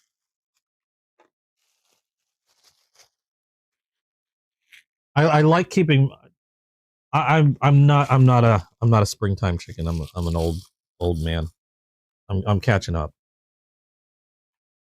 I like to keep my age a secret though, because it makes the people on the other channel they're dying to figure it out, and it's not a huge secret, but it started making me laugh when they were trying to figure it out. That I just decided to. I'm not going to say a word. You guys can try to figure it out on your own, and that made me laugh more than anything. And I've dropped hints. You guys have been given enough hints. I'll give you another hint. I gave you the same hint a while ago, guys. This knife, this is not the knife. This is the wrong knife. Hold on a second. I'm going to give you a hint. You guys, if you guys can figure this out from this hint, then you know. Then you'll know what year I was born. I know somebody sitting in chat can figure this out from this hint. Maybe 2 people in chat can figure this out from this hint. If you figure it out, you get 2,000 points. That could be spent for coupons towards more points. That could be used for points. Here's a hint at how old I am. This knife, this is a case knife. This is a case hunter. I dug around, had to find Chasing Blades. It was one of Chasing Blades' personal collection. He tearfully let me buy it from him. Mike is awesome that way. Tearfully, it took him a while too, because for the longest time it was in his truck, and for the next longest time he had it hidden away and kept forgetting about it for like a couple weeks here and there. And then he finally said, "Okay, I'll sell it to you," because he knows I was hunting for a knife that was born the same year that I was. And I'm not going to say what year it is, although I think I've said it before. And I've cleaned this puppy up, gave it a nice shine, but here we go. Let me just clean this off. I'm making it easier for you guys. How about that? Making it easier for you guys. We are going to just make sure that this is visible. So if you want to know how old I am, that should give you an idea. That should give you an idea how old I am. I've actually let slip the year before, but this one was born the same year I was. I was born in August. So there you go. That should tell you how old I am. I might not. I've been told I sound. I don't know why, but I've been told I've been told I sound like James Woods. I don't get it. But okay, that's what you guys keep saying. Anyway, let's get back to this. Enough about how old I am. Okay, I've got my fire extinguisher ready. We're going to tape up the blades to this one. We've wiped, or at least I know I've wiped this down already, but we're going to wipe it off again just to make sure I don't have any oil sitting there. But I know at least 2 people in chat should be able to figure it out just from what I showed you guys. Should get a good idea. Excuse me. All right. So there shouldn't be any excess oil on this. We're going to tape up the blades a little bit in case I have to get a hold of them with some pliers. I doubt I'll have to do that because every time I taped up my pliers, I haven't had to worry about it. But just to be on the safe side. Close. Say 77, 78. Hold on. Let me hold. That's the wrong knife. I got a couple of hunters. They both look exactly the same.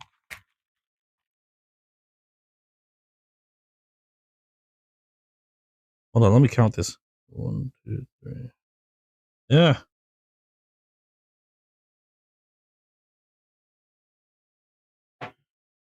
Hold on. Ugh.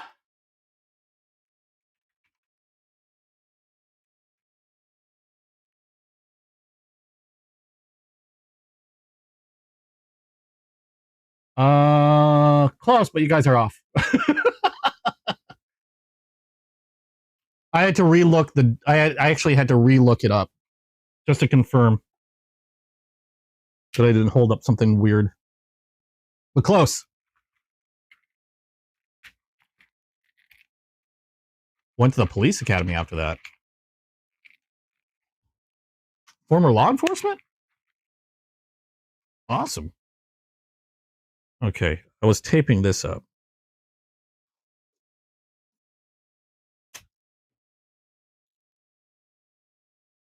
The 14 mentally? I don't think I'm that young. Well, 14 mentally. Okay, maybe closer to that mentally. Ugh. Okay, I taped that one up weird. And probably a little too much. Just as long as I have a safe place to grip this with some pliers if I need to. It doesn't have to be pretty. Just has to be safe. And yes, I do have a fire extinguisher next to me. I don't, when it comes to safety here, gun range, etc., etc., etc., I do not play around. It's funny because I like to joke a lot. I like to have fun with everything that I do. I took some friends to a gun range once, and they were like, "You change." I'm like, "What are you talking about? You like turn on teacher mode or something." Because I know when I get to the gun range, and I was showing my friends, because they've never shot before. These were people that were new to shooting. I took them over to the gun range, and it just turns into like instructor mode. Because hell, if I'm gonna let any accident happen on my watch, because they were like, you turned rigid, and you're like, no more jokes, and you were just like, you do it this way, careful this way. I'm like, well, yeah, because I don't want you getting hurt, and B, I sure as hell don't want to get shot. So, looking at a screenshot. Somebody that has to do with a bunch of stuff and things got it right. I'm just going to say that.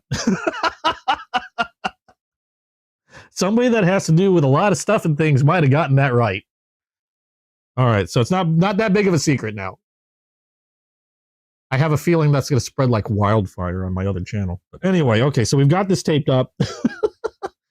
And I don't know how they do their shield. It's really interesting. It looks like it's pressed in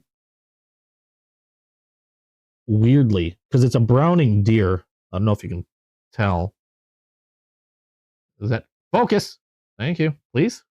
Will you? Kind of. Thank you. Yeah, it's a deer. Kind of neat. We'll see how this goes. I wasn't sure how this is going to go, and this is why I've been wanting to do this for so long. I've actually had this, and I've checked it out already for like a little. Oh no, yeah, Monday. I had it since Monday. It's been giving me a weird itch since Monday. We're going to start on the blade side. Oh, that lightened up a lot. That, whenever you initially start a burn, it lightens up considerably. Now, I had the mind that I wanted to go dark on this one. Whereas with the sky blues, I went with a light burn. On this one, I know I wanted to go dark. Give me a minute. It smells like bone. Doesn't smell weird. I don't think it was coated with anything. All right. That's how I check if I'm burning something I shouldn't be burning. How does it smell? Does it smell like bone soup? Yes. Keep going. Does it smell like something that's going to make you pass out or feel dizzy in the next minute or two? Probably should stop. But yeah, this one I have a mind to go dark. So yeah, we're going dark on this. That got dark fast. It also does smell kind of like soup.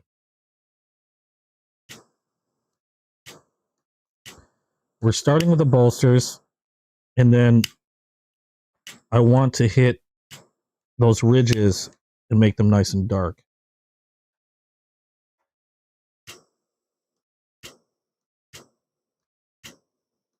Kind of like how I did sort of the first green apple trapper. I went real dark on towards the bolsters. I kind of want to go to that point with this red. Okay, let's let that sit for a little bit. I'm gonna grab my thermometer that I forgot to grab.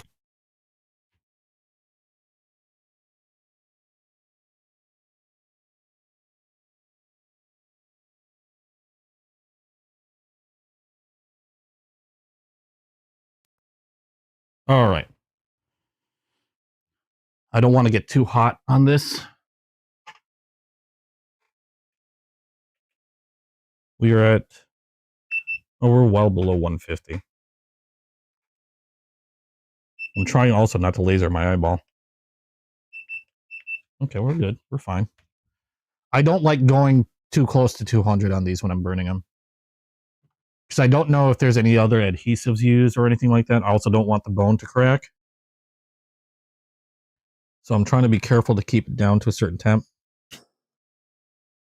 I'm going to do the edges. And this is darkening fast. Like a lot faster than even the case knives. I wanted to test it on this browning because I didn't want to torch a red bone case and realize I did not like the look. Woo, okay, that tin was hot. Let's not do that again.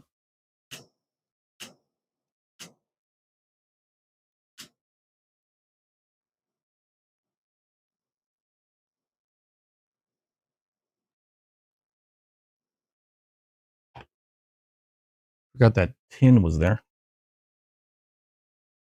166, 150. Okay, we'll let that sit for a little bit. Woo, that was warm.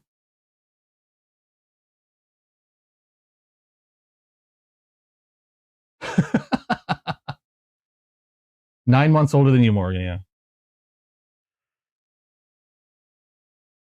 Good job on getting that date, though. I've actually let that slip a few times and nobody ever got it. You're the first person to actually catch it. Or at least if somebody caught it before, they never mentioned it. So we're going to let this cool off a little bit.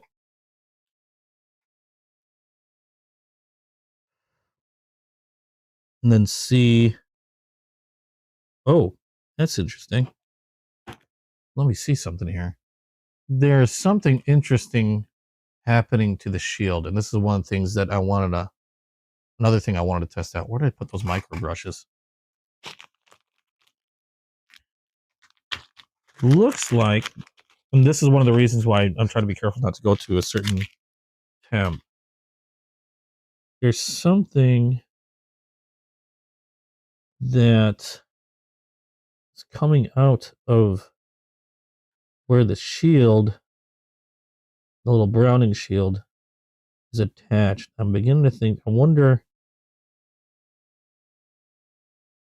like the pins are, I'm pretty sure the pins are just a mechanical connection. There isn't an adhesive on the pins. But it appears there might have been adhesive where they put the shield. So I was getting a funny smell out of that. And there's some weird residue that was coming out from where the shield is.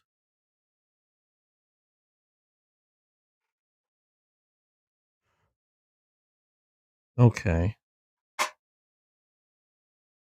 Let's see where we're at with the temperature.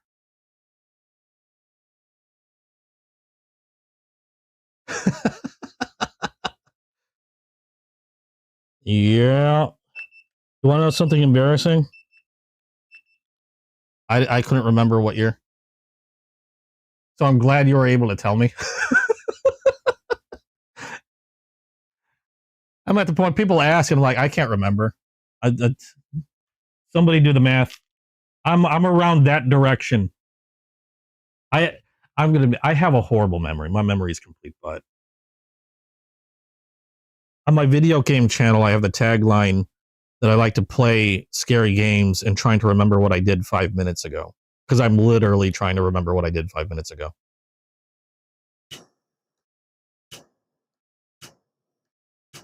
Now, no, in reality, I'm not that bad, but sometimes it sure as heck feels like it.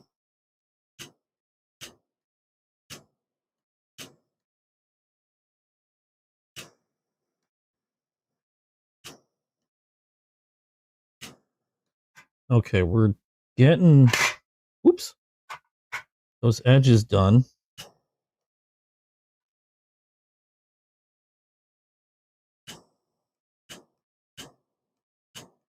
Nice and dark. Trying to just hit the tops of the jigging. I don't want to toast deep into the jigging. I want to bring out the pattern without losing it.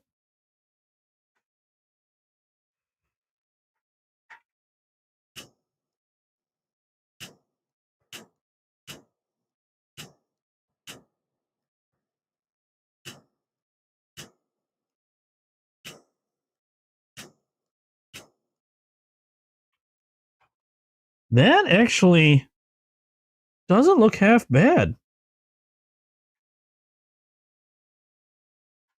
I wasn't sure how, because every burned bone that I've seen, at least again that I've seen anyway. I'm not saying I've seen every burnt bone knife out there, but every time I see a burnt bone recently, or at least when I started collecting, it's always been either a natural burned bone.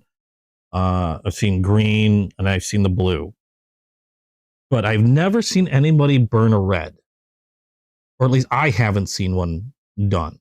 And yeah, there's definitely something else burning on this bone. I'm pretty sure it has to do with that badge. Because when I was burning the bone here, I didn't smell it, but when I got towards this direction, there's definitely something going on.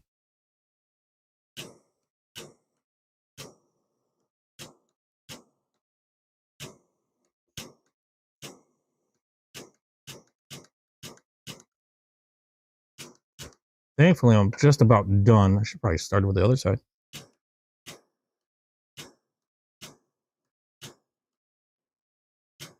Yeah, those ridges are coming out really nice. I'm trying not to linger too much on the pins or the badge. First of all, the badge smells funny. Second of all, I don't want them to crack around the pins, so I'm trying to be careful. That doesn't look half bad. That tin is also hot.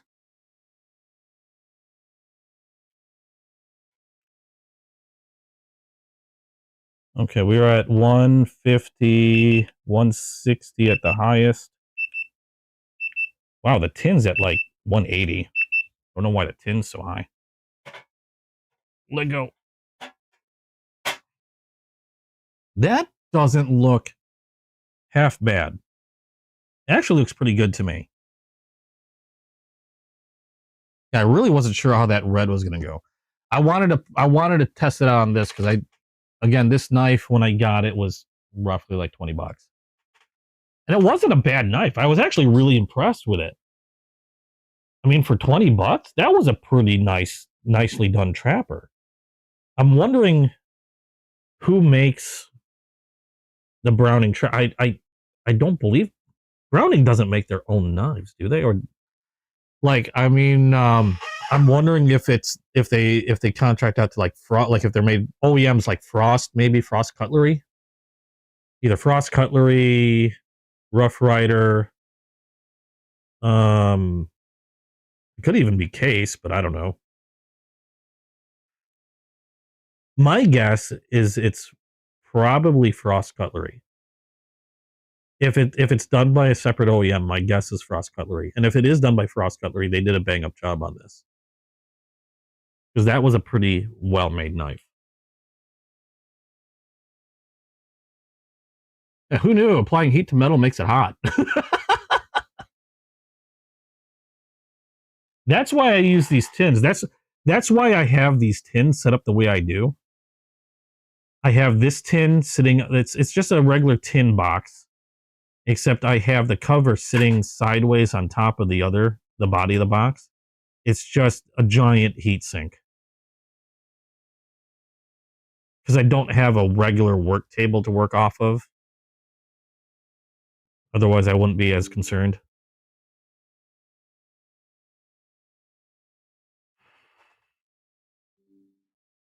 Okay, I think that is kind of where I like it in terms of color. I might darken that up a little bit more towards the bolsters because I know once I polish this up a little, that'll lighten up quite a bit. But I was able to do what I was intending to do, and that was darkened by the bolsters, and then the tips of these ridges and the jigging was my other target. Now I could probably do a little bit more towards the top right there above the badge, but otherwise we're pretty close. I think I'd like to darken this maybe a little bit more. I know when I polish that up, it's probably going to lighten up a little bit, and then I'll have to reburn it. But that is not bad. That came out a lot better than I was actually expecting. Because again, I wasn't sure how the red bone was going to look.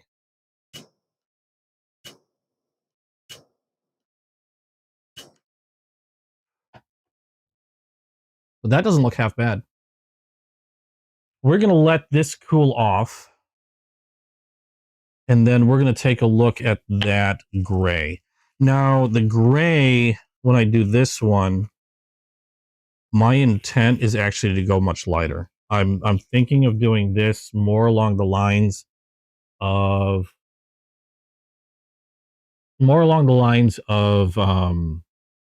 the sky blue that I did.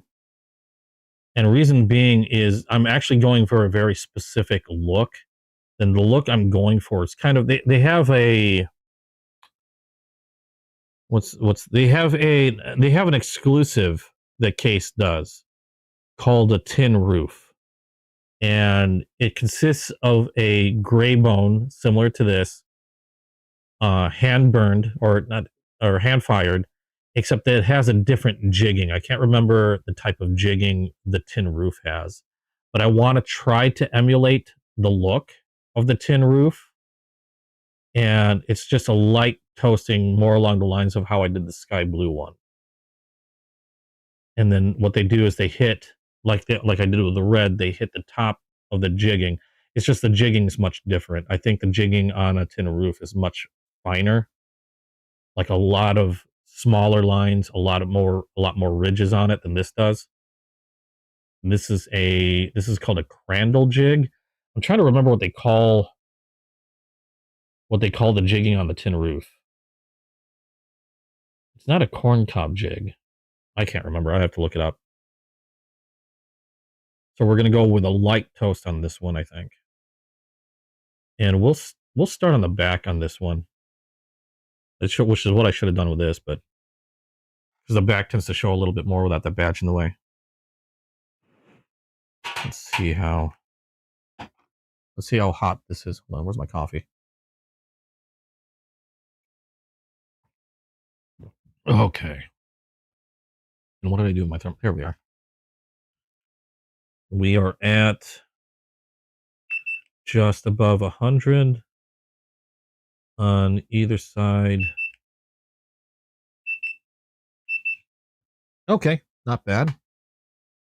We will put that off to the side. Do I have another tin? I thought I had another tin. I might not. That makes me sad. Okay. we'll just go ahead and put this over here. I don't think it's hot enough to melt anything. Nope, we're good. Okay, so you can sit off there. And then we're going to take a quick look at this mini trapper. I haven't taped this one up yet. I'm going to have to do that.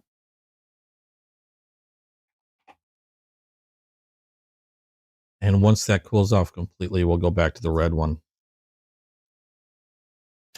So, yeah, we're pretty much at the point where I'm customizing this stuff. And if there's anything you guys are curious about, want to chat about, knife collecting, my collection, your collection, things that, if there's any knives that you think I should take a look at, don't tempt me too much though, because I'm broke.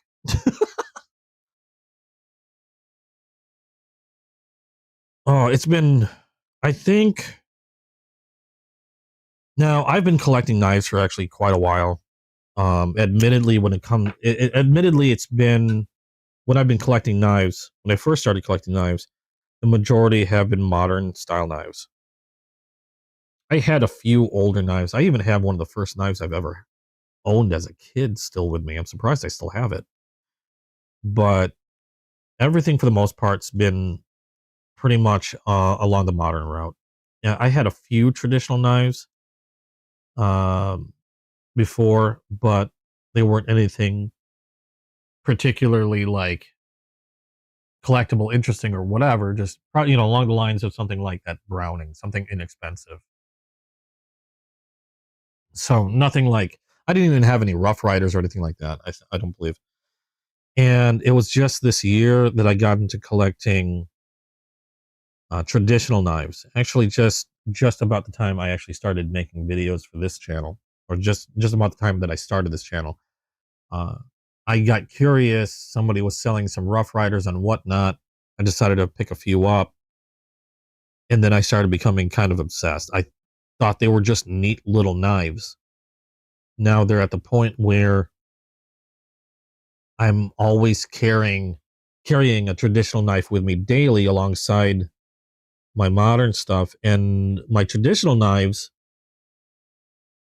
probably take the brunt of my day-to-day use more so than my modern knives now. Whereas I used to be using flippers all the time for small tasks and whatnot.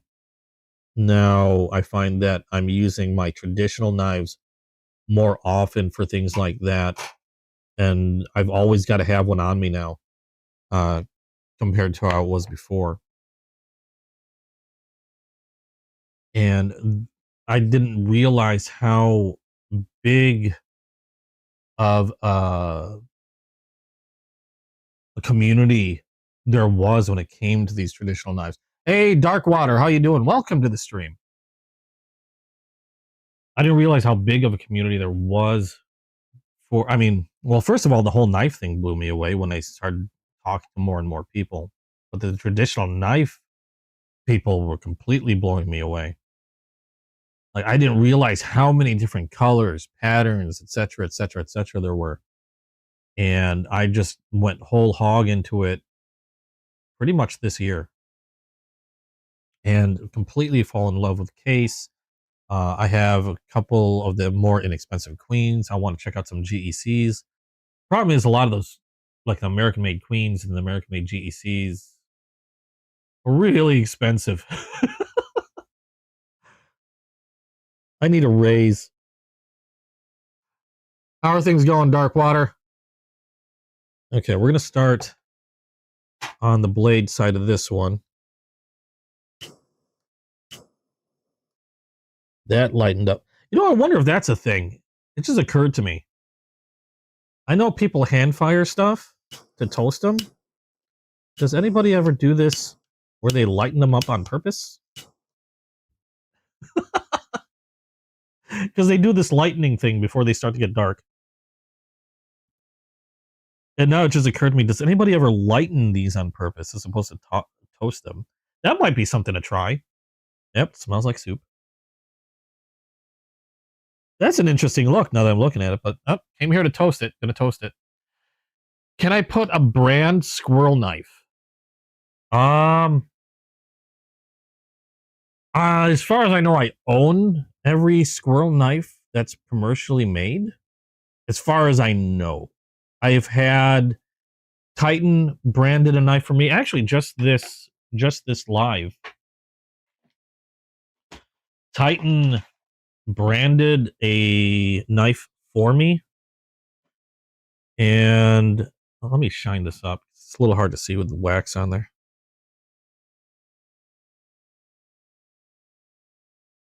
This one's done in 02. It's not a folder. But he did brand one for me with my logo. They got a new like laser engraver thing that they were having fun with. Whoops. Let's get there. But he did this one for me, which I thought was really neat. Chasing Blades might be working on something alongside with Texan Knives for me. I only say that because they kept asking me about my logo. I'd sent them a couple images of my logo. So whether it's a knife or just something else entirely, I have no idea. I haven't heard anything on that for like at least a week or two. And I know that Chasing Blades is currently they're out. They're on a trip. And in fact, I think they should have just got back from the trip. But they normally won't hold their next show until Tuesday. So I don't know if I'm going to hear anything back from them. As far as like coming out with like a brand of knives, that would be cool. I'd love to. I mean, I'd love to do something like that. I don't know. I don't even know where I'd begin. I don't even know where I'd begin with that. But it would be kind of neat. I do have a pretty neat collection of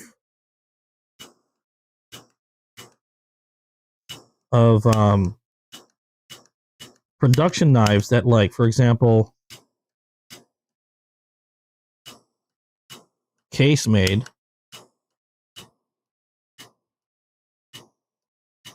And they made a few knives with a squirrel motif on them. And they had a Sodbuster Junior, they had a Trapper, both done in yellow synthetic, that had squirrels on them. It's part of a series. They did they had a Brown Bone limited series, wildlife series that they had a squirrel on. I got that. Chasing Blades' distributor was really super and found a squirrel hunter knife that shows a squirrel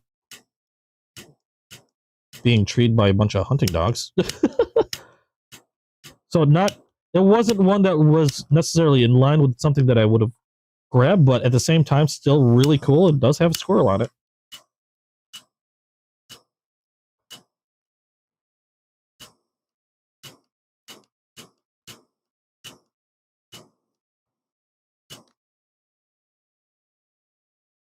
And then I got there was a French made knife that I believe is still in production. Not a very expensive knife, called the EDCSquirrel. I know it's a weird sound, but it's French. That I picked up, and that I think they only run like $40, $30-$40. I picked one of those up, and then the oldest one that I got was just labeled Soviet USSR squirrel knife. I don't even know if it has a particular name. I haven't seen it with I haven't seen them do or seen it with a very specific name at all. So I don't know if it has a proper one.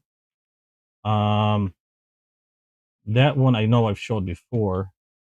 I've actually got them beside me here. I can show you guys while I'm waiting for that to cool off. This is the French EDCSquirrel. This one is a French-made traditional style folder. It does have a half stop. It is a slip joint. The spring is hidden under the handle, because the handle is made out of like one piece of steel. can see it bent around. And there's the squirrel on there, the Duk squirrel. If it'll, there we go. Squirrel on a branch. There you go, half stop. And again, the spring is inside here, so you don't see a spring movement like you would on like some of these case knives, the spring back coming out the back. But there's this one. And then this is the Soviet USSR Squirrel vintage knife. This is the one I actually had to fix. I got it really inexpensively off of eBay. And when I first got it, they said it was really hard to open. I got it also because it came with apparently its original sheath. It was really hard to open. It was dirty. It needed cleaning. I think there were some rust spots on it. I bent it back into shape because before I couldn't open it up without using some pliers. And now it opens up. It is straight. It used to be like, this blade used to be bent off. It was bent like this, which is why it was probably having a hard time opening. I got that bent back into shape, cleaned it up, and gave it a good polishing. It's got some wax on the blade because I do believe it's not a stainless steel, because there were, like I said, there were some rust spots on it. Gave it an edge. Sucker's razor sharp now. It's got a hell of a spring to it. Like this thing, if this snaps down on your finger, you're losing it. I made it sharp enough that if this comes down on a finger, you're gonna need to get to the doctor with whatever's left of your finger on ice. But it came out pretty well. That I'm super happy with it. And I know there were other versions of this knife, like they're not super difficult to find on eBay, but a lot of times they come with a pretty much outrageous like shipping cost. I forgot how much. I think I bought this for like $20 with another like nearly $10 in shipping, if I remember correctly, knowing that it may end up being a piece of junk if I couldn't get it to work right. But I'm glad I was able to do that. It came out fantastic. Polished it up, cleaned it up. Works really well. And I couldn't be happier with it. So that's another squirrel knife that I have. And I've been hunting down squirrel knives if I can find them. If somebody brings them up. I don't hunt down like custom made stuff because all the time, because I mean they're custom made, they're harder to track down. But if I find like a production made squirrel knife, I'll nab it. Like someone pointed this out. This was from Whatnot. Somebody had one of these made with a squirrel stamped out of it. It doesn't have a particular name. I don't even know who made this. I know I bought it off of Whatnot. I'm trying to remember. I can't even remember who I bought it off of. Not a knife that I particularly would have normally gotten, aside from the fact that it had a squirrel punched through the blade. Because I don't normally hunt down gut hook knives. Okay, and this is actually, that didn't take long at all. This is actually the color I was looking for. So just a mottled torching, giving it a toast on the edges. And this is pretty much what I was looking for, because this is what the tin roofs kind of look like. The only difference, again, is the jigging on the tin roofs are a lot more finer. And there's a lot more ridges on the tin roofs. But that came out pretty good. That did not take long. I think I can hit the edges a little bit more.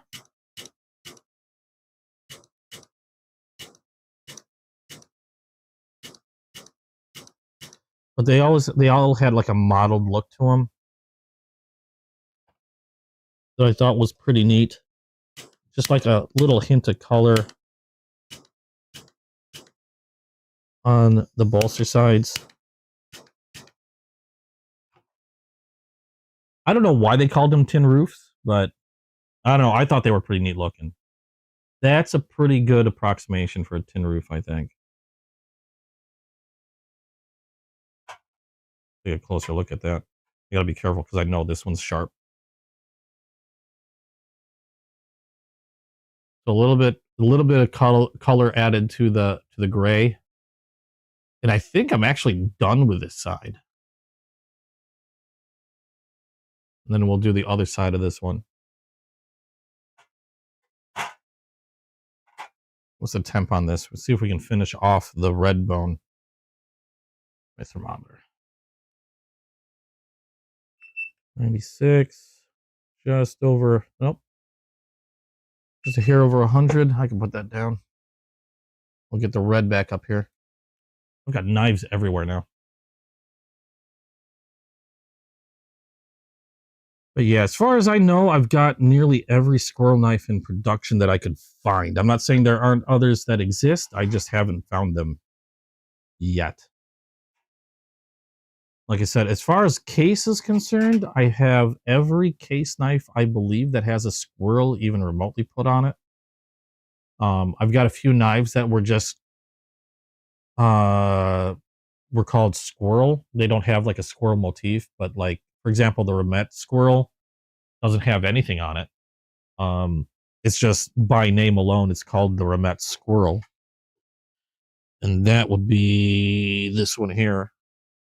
It is actually a slip joint. It's like a modern traditional done in oil slick titanium, or at least for this particular one's done in oil slick titanium, and M390 slip joint. No squirrel, but it's called a Remet squirrel. I picked it up simply because of that. I think everything else that I have has a squirrel on it somewhere. I think this is the only one that I have that's just called the squirrel, but nothing else on it in terms of like a squirrel motif. This was actually the first squirrel that I got since making my channel. And then I found the case ones and I picked those up, and I'm glad I did when I did, because I think at least one of those squirrel knives from case is getting harder and harder to find. Because all the squirrel knives that I have from case were limited editions, like the Sodbuster, the Trapper, and Synthetic. I think only 500 were made. And same with the Brown Bone Squirrel Wildlife Series from case. I believe only 500 were made of those. And those have been out for a while. So aside from, I think some retailers might still have the yellow synthetic Sodbusters or Sodbuster Juniors, but I haven't seen the Trappers in a while. And same with the Wildlife Series Squirrel.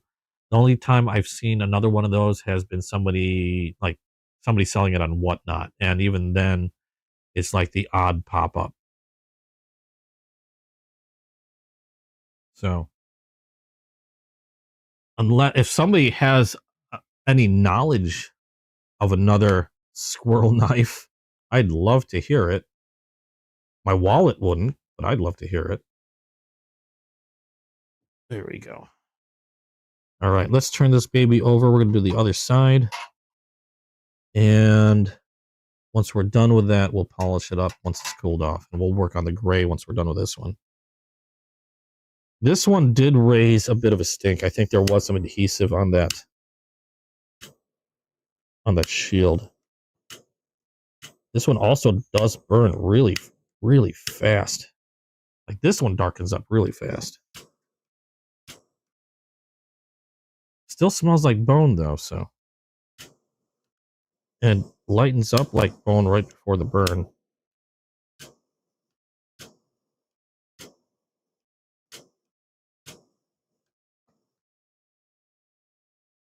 There, I'm about to get like really high.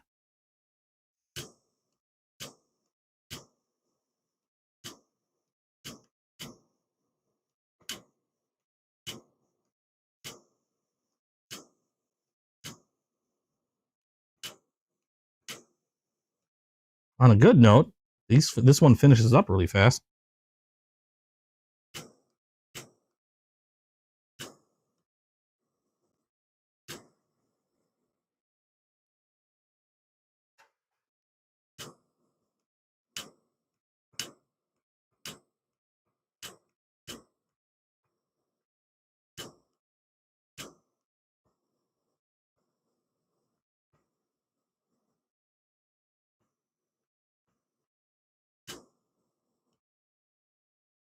I'm going to go open up a window before I get any more brain cell loss.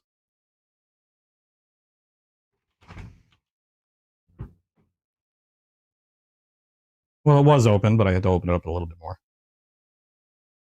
Because it smells like I'm cooking soup. Okay. So that, I think there might have been some adhesive somewhere else as well. A little bit of shrinkage. I am smelling something different other than bone here. I'm smelling bone. I'm smelling something other than bone. I didn't get that smell with any of the case knives.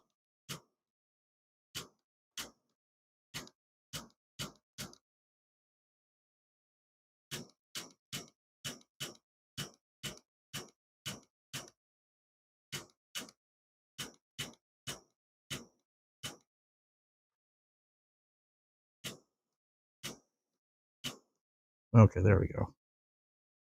We'll let that sit for a little while. Take a nap. All right, so how's everybody else doing? Anybody else get anything neat? Anything new? Anything cool? Like I said, if there's anything new, I always love to hear about it. Uh-oh, what's happening here?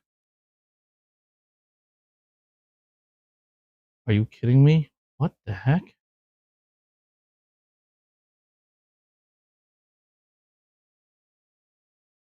I think Titan Knives might have made an all-metal 26-pound baseball bat. How the hell are you going to use that?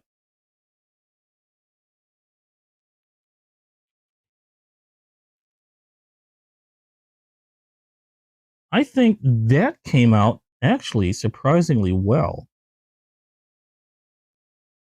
Still could probably darken the bolster edge a little bit.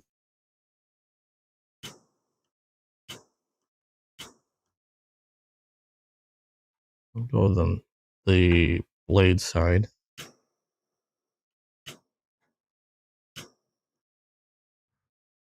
There we go.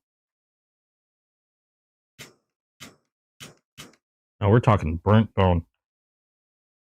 That is burnt bone.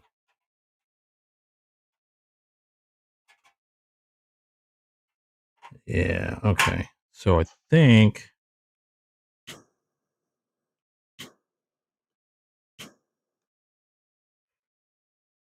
just touching up this side real quick.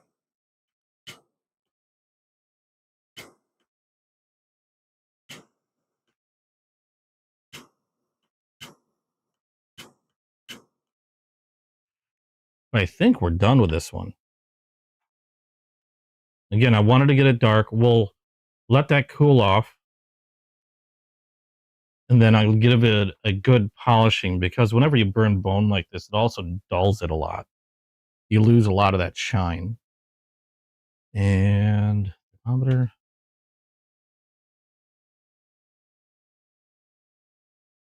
I still managed to keep it under 150, or just about. Yeah, under 160.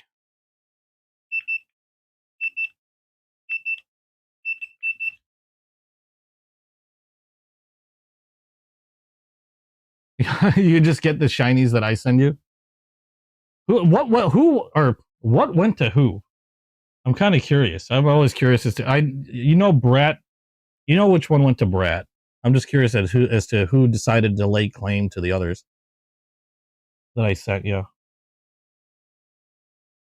It sounds like Kenny laid claim to something.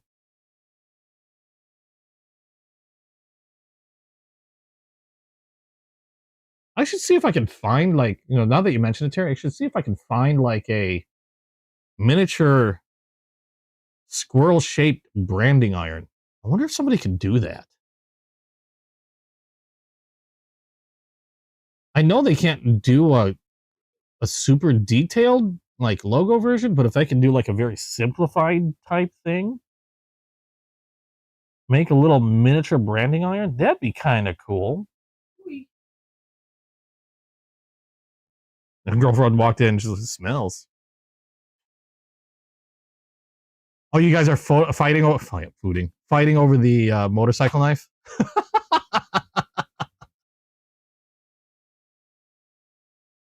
It's just going to be yours or I'm sorry, ours, and then go into the knife display after Christmas. There you go. It's just going to belong to both of you. Oh my God, yeah. This knife had a little something extra to it. There was bone, but there was a little something extra to that bone because there's definitely something else going on in there. We are gonna. It's cool. It's cool enough to where I can grab it by the blade, but touch up a little bit of the edge.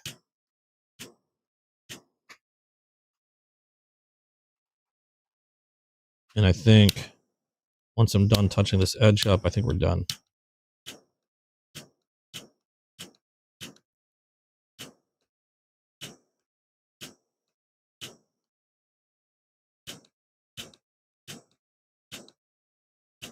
Okay. I have a feeling I have a feeling this one's making me feel a little funny. Whew. It's girlfriend stinky.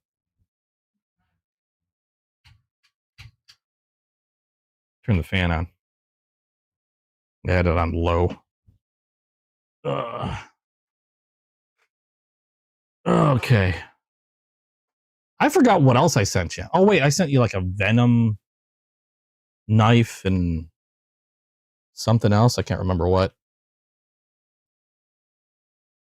This one's making me feel kind of funny. Oops. What am I doing? We're at 100. I should have had the fan higher anyway. It'll help cool these off faster.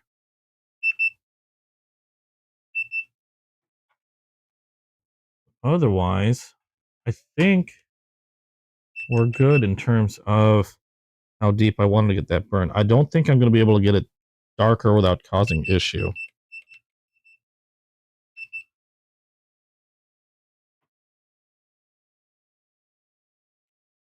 So I'm just waiting for that to cool off a little bit more so I can place it on the table, and then we are going to finish off my version of a tin roof. Yeah, I think this is where I want it. I didn't want to go really any darker. I just wanted to add a hint of color, some toast to it. I might change my mind later and go a little darker, but for right now, I'm thinking I like that look.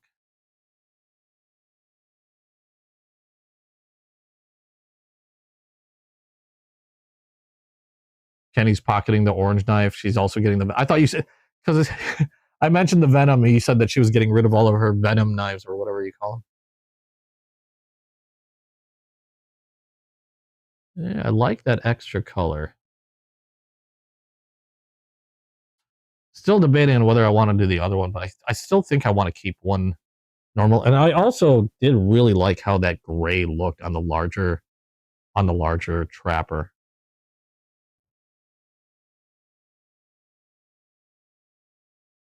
But I think this mini trapper is looking pretty good. I'm going to take a quick peek at that. See if I can find a picture of that tin roof just to compare for my own eyes. Oh, Venom pop figures. Oh. I thought you were talking about she had some other knives.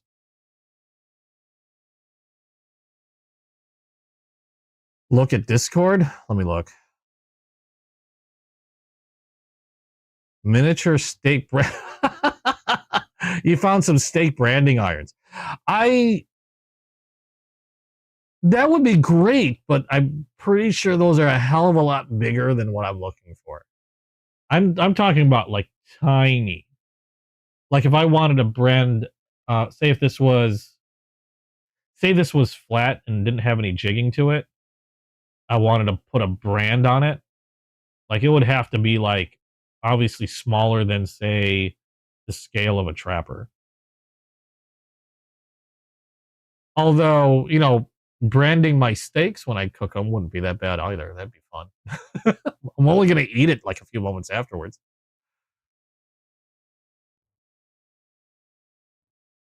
Case knives, tin roof. I believe tin roofs are exclusive to Shepherd Hills Cutlery. The funny thing is, I see these exclusives running for a lot more on Whatnot. I see a Sod Buster Jr. tin roof going for $62. I've seen those go for over $100 for some reason. They're still available. I don't know why they'd be going for a lot higher. But yeah, looks like. Oh, it is a corn cob jig. Okay, I thought it was something different.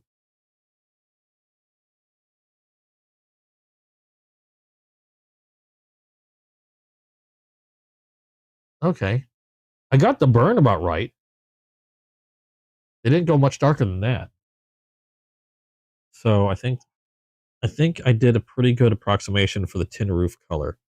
Now, this one, just cool enough for me to handle, I believe. Where are we at with it?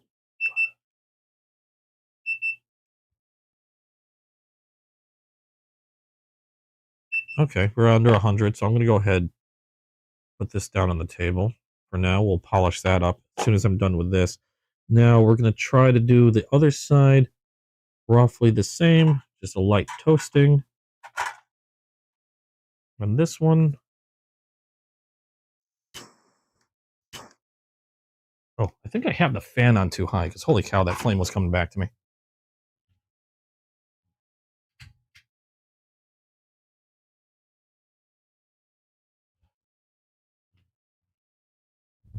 That flame was really coming back at me.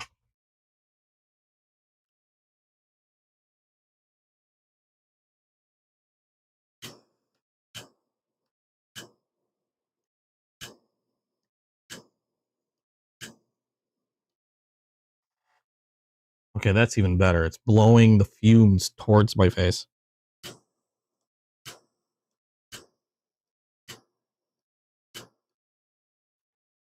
Not helping, fan.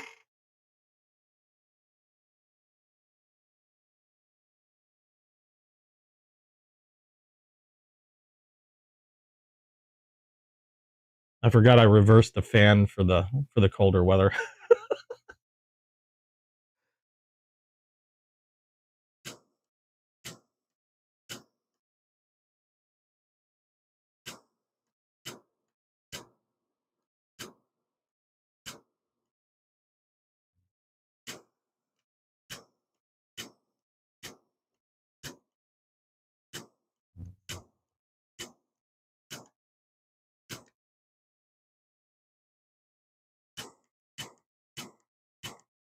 A little bit more color on towards the bolsters.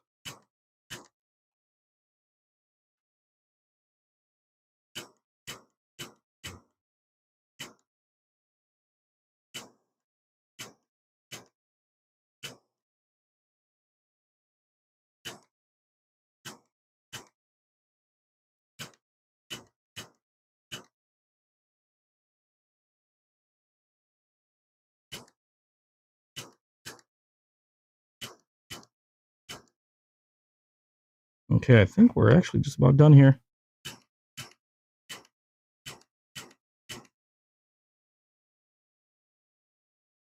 There we go. Now that I got a whole freaking face full of bone smoke.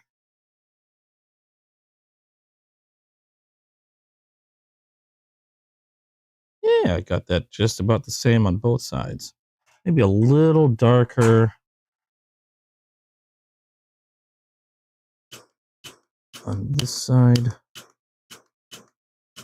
There we go. Just a little bit. Touch there.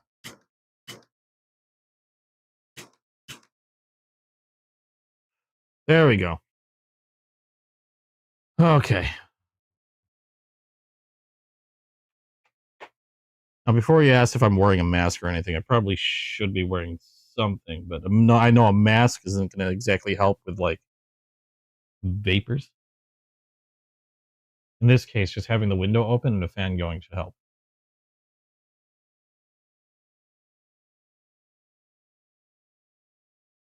That and I don't let it smoke for very long. Actually, I prefer not to have it smoke. Trying to even the burn on the edges here. I'm really weird about my edges.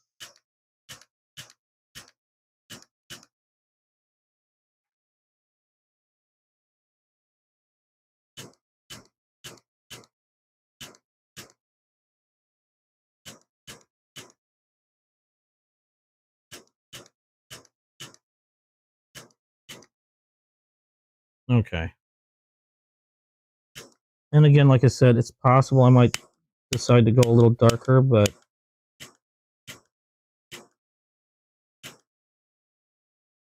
I think I'm liking the lighter one on this one. Same with how I did the blue, the sky blue. I didn't go. I think I actually went darker on the sky blue than I did with this.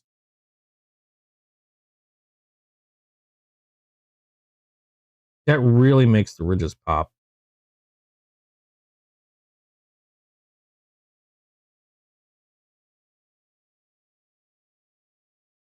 I think I'm happy with that. Let's see how the other side looks again.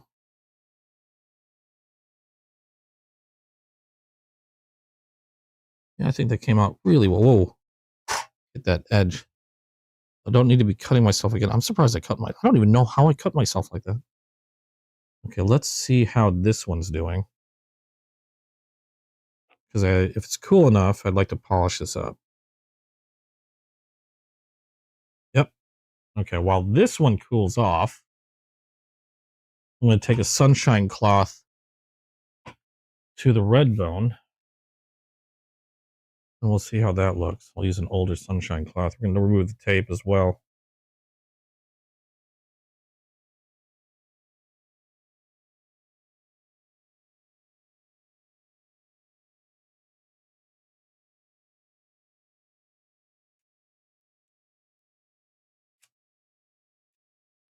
Actually, before I do that, we'll test the snap.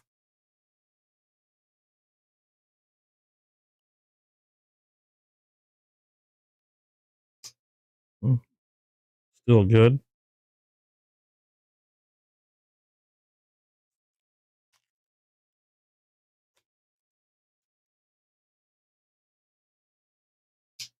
Yep, snap is still good. Snap open is still good.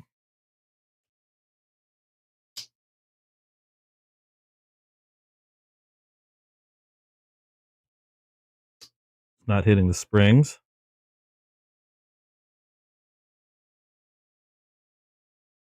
You still like the green one from last week? Which one did I do last week? Where is it? Is it this one? Nope. Was it this one? I believe it was a green. Yeah, it was the green apple that I did. Turn it into a caramel apple, the copper lock. You're talking this one? Because I had this one, and then I did a trapper, except I did the trapper really dark. There was this one I did last week, and the first green apple I did was... No, that's the sky blue. You can see the difference of how I did it. I like them both. I'm kind of torn on whether I even like the lighter or the darker one better, but I thought they both came out really well.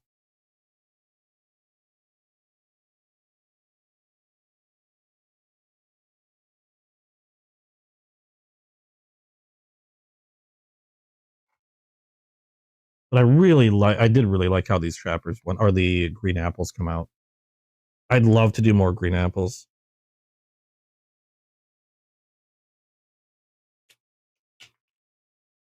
That, and to be quite honest, I think some of my favorite ones that I've seen, and one of the favorite ones I've done, has been that sky blue.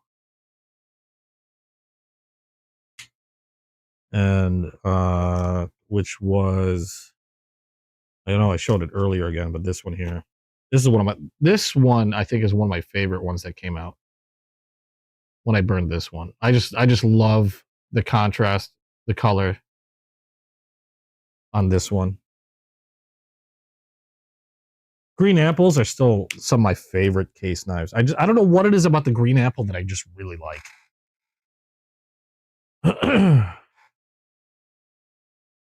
Okay. Back to putting a shine on this one.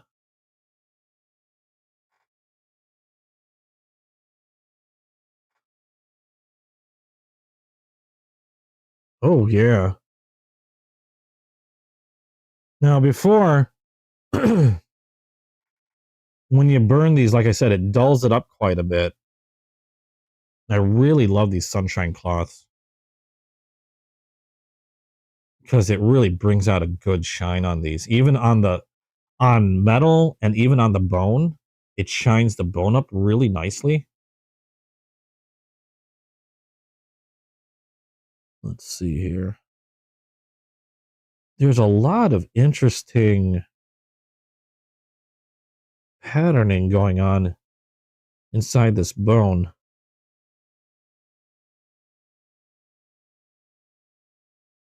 Huh. That's really weird. Like almost a scale-like look to it. It's not something I think would be easy to see on the camera, but up close, I'm seeing some really interesting stuff on this bone. Okay, so nice shine on this side. Work on this one.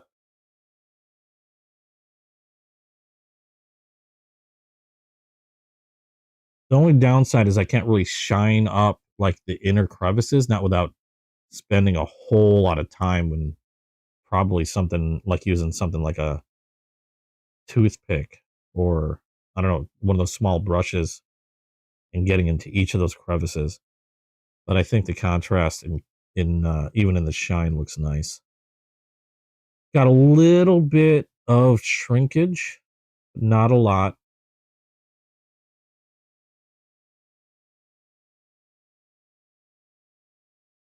So still pretty smooth transition from bone to bolster. Anytime you do something like this, depending on how deep of a toast you do, you're going to get a little separation. The darker you go, the more the separation is going to be. At least that's what I've learned.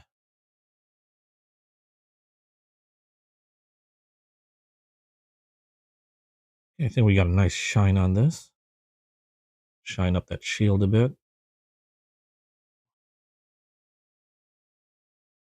Not bad.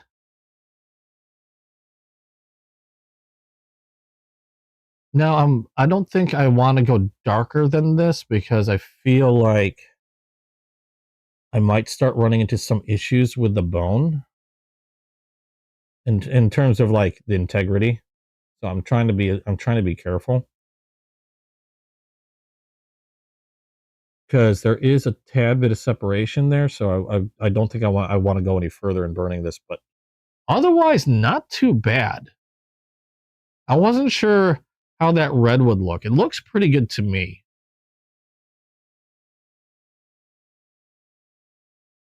I'll look at the other side. And part of it has to do with the way they jigged this one. Because they got some really deep jigging on this, like really pronounced jigging. In other words, you got some really high peaks in here. And the crevices are really low. And pretty uniform. Get a good close look at that. Not bad.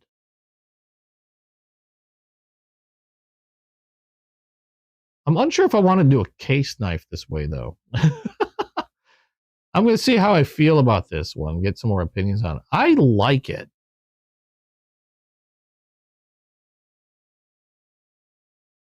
And it's interesting to see how the red came out. Because, like I said, I haven't seen anybody else do a red one. Not yet, anyway. So that was an interesting test. I don't know. Let me know what you guys think. because normally I like the lighter colors when it comes to burning, like like the grays, the sky blue. Uh, even the green apples have a much lighter color aside from like the center area where it starts to go very dark green. And the red ones that I see all the time tend to be a lot more uniformly red and tend to be like a uniformly dark red. So that's why I wasn't sure how that would look. Almost kind of reminds me of like a chocolate covered strawberry. There I go with food again. Not bad. And like I said, there's some interesting stuff going on with the bone. That's part of the reason why I kept thinking about strawberry. Because there's some interesting flaking or freckling going on over there, some pitting. And here, now I didn't see it before on the bone, but there's like almost like a wood grain scale pattern. And this is another reason why I don't want to go any darker. You could see where a small chip there was, and I think that happened during the burning process. Right under the bolster. A small bit flaked off. So I don't want to go any further or any darker. I don't want to fire this up anymore because I think it has to do with this weird scale pattern I have going on. Otherwise, and this one actually, I think it repeated here on the other side as well. Yeah, little weird scale-like pattern. Pretty cool though.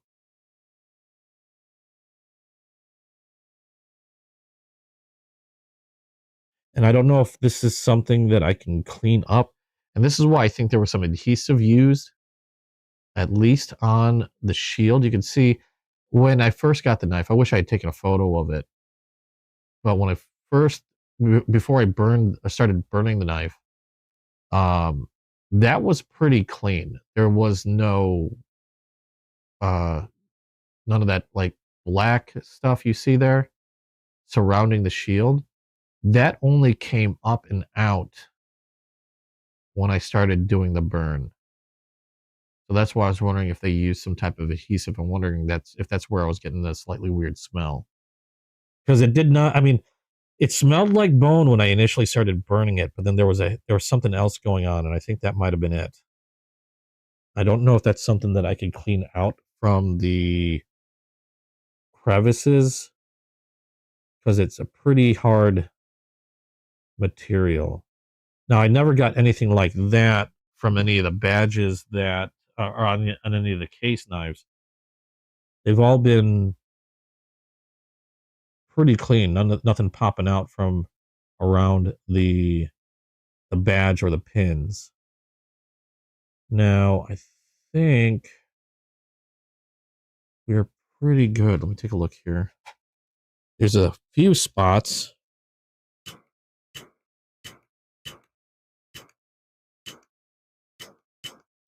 Just adding a little bit more color.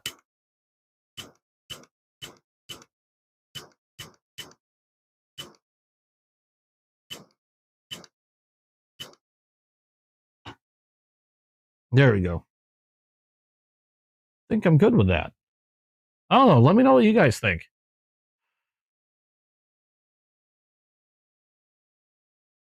And the more I look at the red one, the more I'm liking it.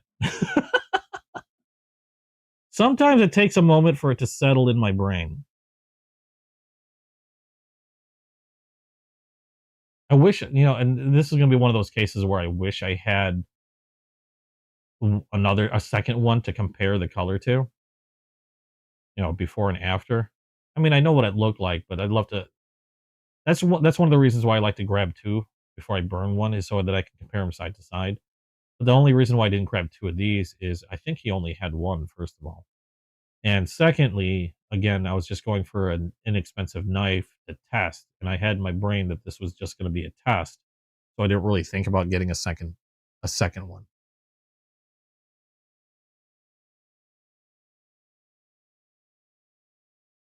But now I'm kind of thinking I wonder what that would look like on a case. It would definitely smell better. Okay, so I think we're good on this one. This is just exactly how the amount of toast I wanted to get on this. I didn't want to go too dark on the gray. Because again, I was trying to emulate the look of another production knife. We're going to go ahead and unwrap this. Then we're going to give this one a good shining.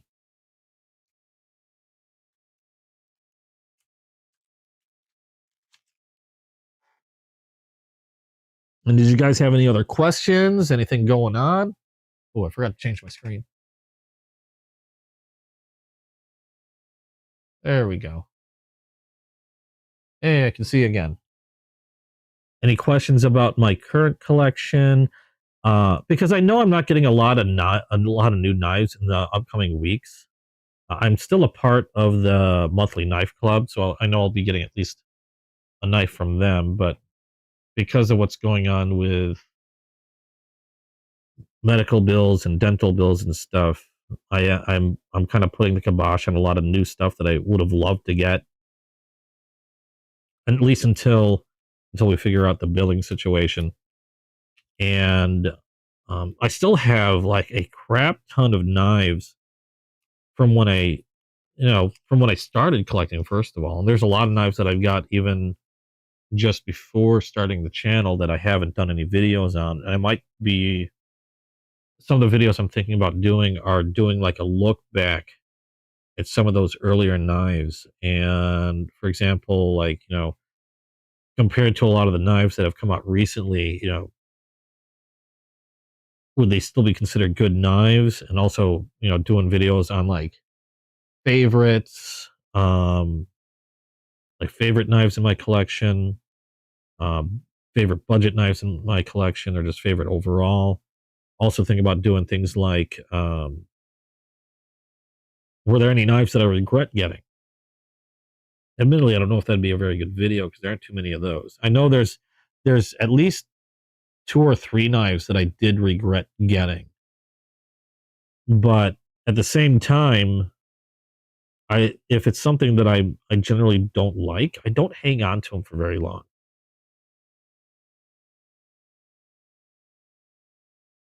And I end up getting rid of them one way or another. I was actually kind of shocked at how much somebody wanted a couple of those knives. Because 2 of those knives were just outrageously weird and dangerous. Morgan remembers what those knives were. Okay. Blade's all cleaned up. Let's get a sunshine cloth to this. Oh, yeah, okay. So you can see the bone's kind of dull. If you look at the bone on the knife side, the blade side, not so much shine there. And this is why I love these sunshine cloths. I just have to work over it just a little bit. I should probably close this knife. Let's test the snap. Yep, still good. Still good.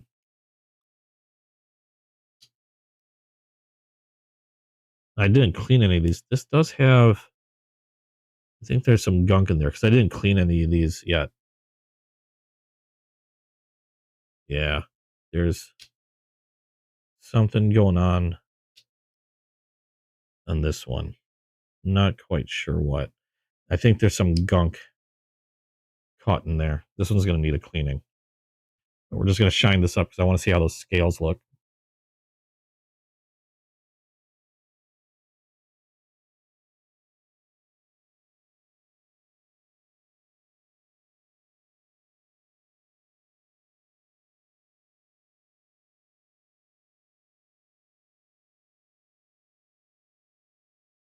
There we go. Got a nice shine on them now.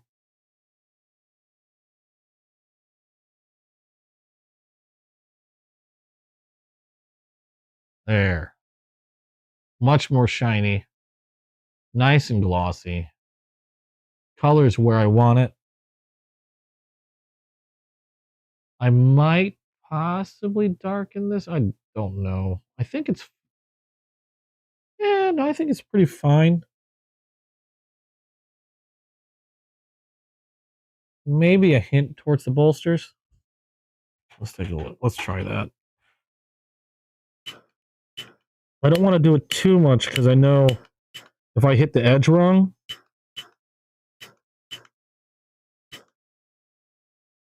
it'll darken it way too much. And I have this thing about trying to stay relatively even.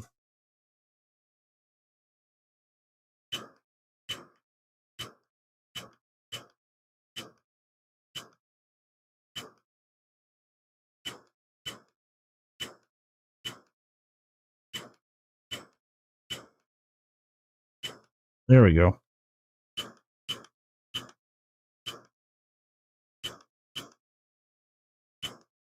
Okay. Let's let that cool off. While that's cooling off, we're going to go ahead and clean this guy. Because I have not done any cleaning on either of these two. Since I knew I was going to burn them. Okay, where did I put my oilcloth? I need that.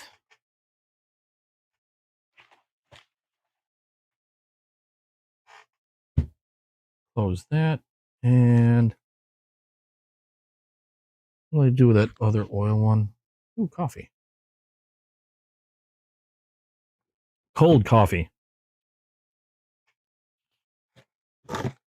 Ugh. And my printer is going haywire. Who's sending me stuff?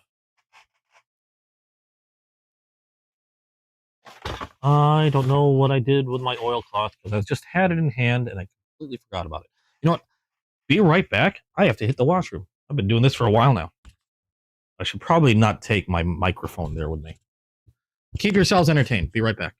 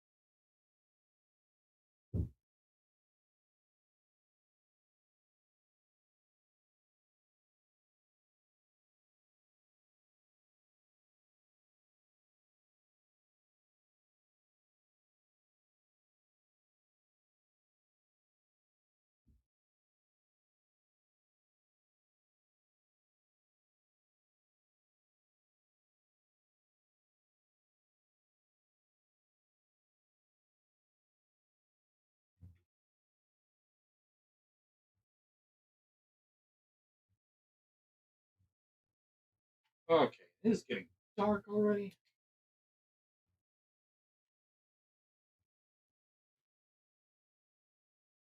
Ugh. Much better.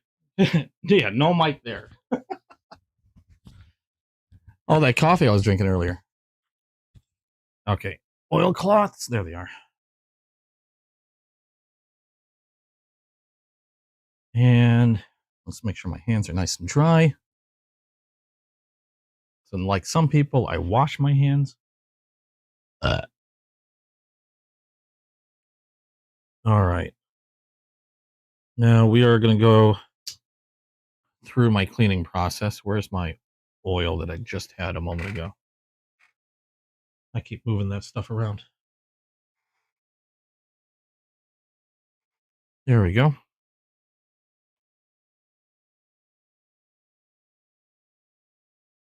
We are going to drown the pivots and my brushes.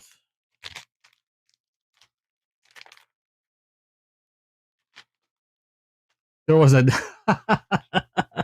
was that during a game stream or during a night that was during a live stream?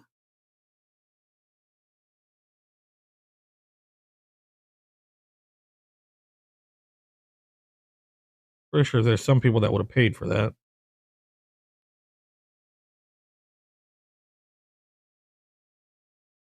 Somebody would have paid money for that. It's the internet. Somebody will pay money for something. Doesn't matter what it is. And try selling my bathwater. Okay, let's check the snap on that again. Good. Good. All right, now to clean the wells.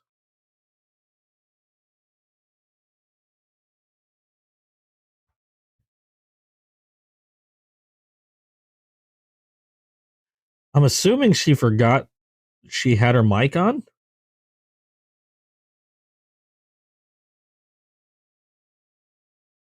I don't know. I'm weirdly paranoid about that, so I would hope I didn't forget, or I wouldn't forget.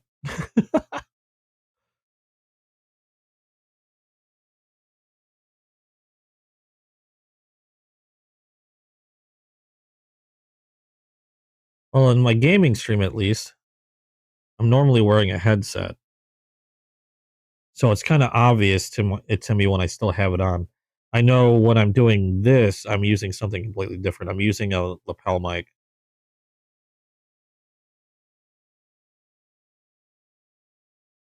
And that one, I could see somebody easily forgetting that they have still attached to them.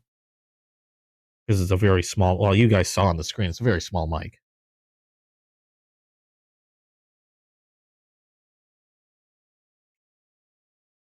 This Browning is actually really decently clean. Usually the less expensive a knife is, a traditional knife is, that I noticed a lot more times there tends to be a lot more gunk in them. Case knives on average have been like the cleanest knives I've had to deal with, or in terms of when I'm cleaning them for my collection. That's funny because at the same time, while case knives are on average the cleanest knives, there was one case where there was one knife that I got from case that was probably the dirtiest knife I'd ever gotten. That was supposed to be brand new out of the box, but that was a really odd one. More often than not, they're the cleanest knives you can get brand new. Okay, next well. Let's there.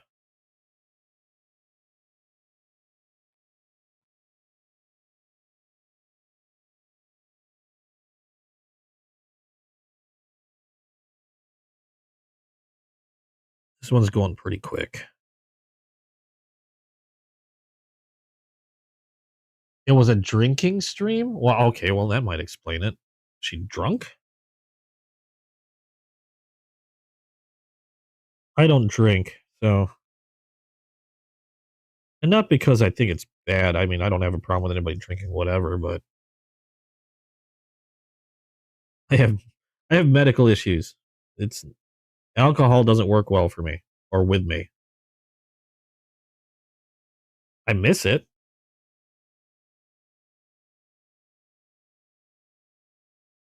But it's not, and it wasn't something that was imposed upon me by like any doctor or anything. It's something that I decided, yeah, I don't need it. Mainly because if I drink too much, it makes me want to shoot my foot off. If I drink a little, it makes me want to shoot my foot off.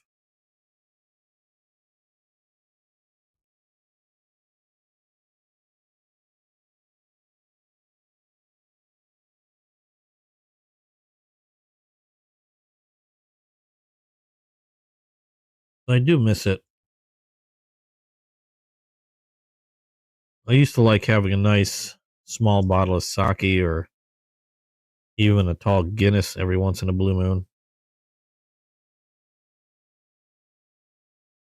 Those are like the only things I really enjoy drinking.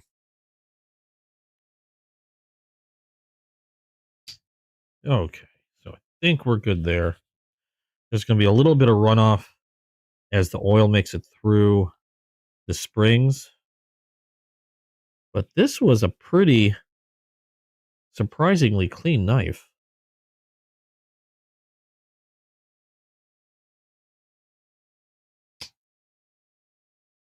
I'm just trying to get some of the springs here.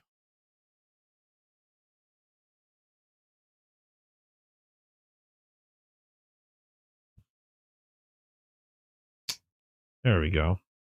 So that one is done. Let's see this. Now, it was this spade blade is snapping down something weird.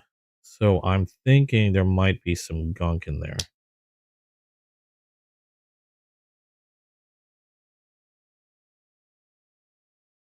I'm not seeing anything with my naked eye.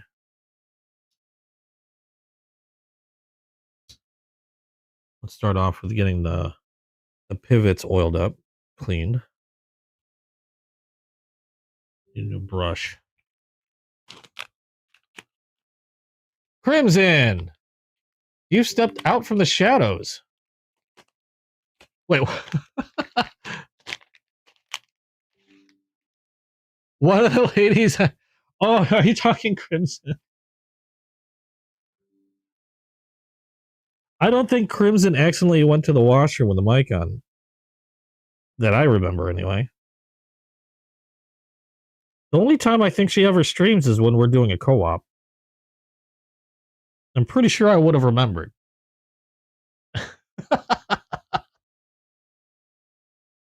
How you doing, Crimson? You made it to my other channel. My Pocket Knives Anonymous channel.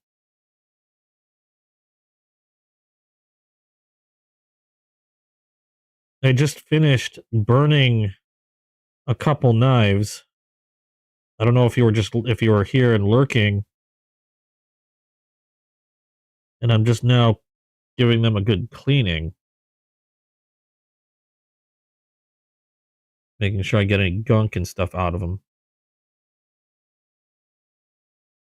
The funny thing is I mentioned that case knives, like this case knife here, are some of the cleanest knives on average when it comes to getting them prepared for my collection.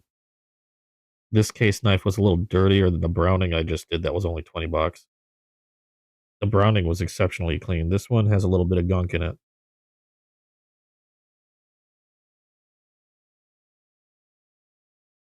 A little bit more oil.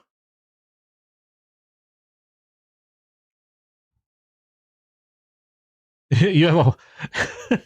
Yeah, I was going to say, I thought you had a wired headset. I think something about your headset came up a long while ago. It wasn't about you going to the bathroom or anything. It's probably because, like, I think we were trying to get you to get struggles or something, or something. Okay, so we got the pivots clean. Start with this one. Work on this well. The wells look clean.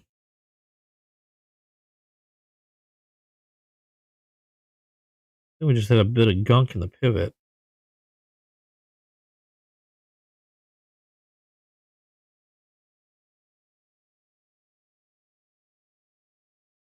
I'm actually kind of surprised to see you on this channel.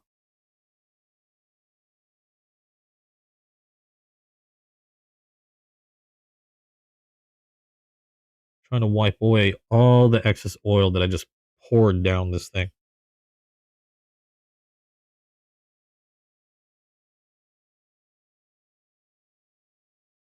And I do this with every new knife that I get. It gets a heap ton of, even the modern knives I get. I might not have to do this much, but even those will end up getting a good dollop of oil, at least in the pivot. These tend to need more of a little bit of, tend to need more of a bath. Okay, that brush is ripped.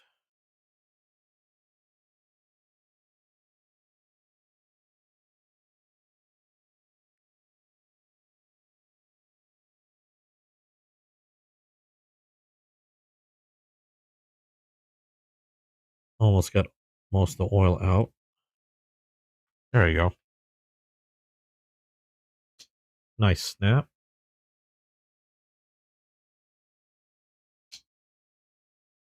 Now let's see what's going on with this fella.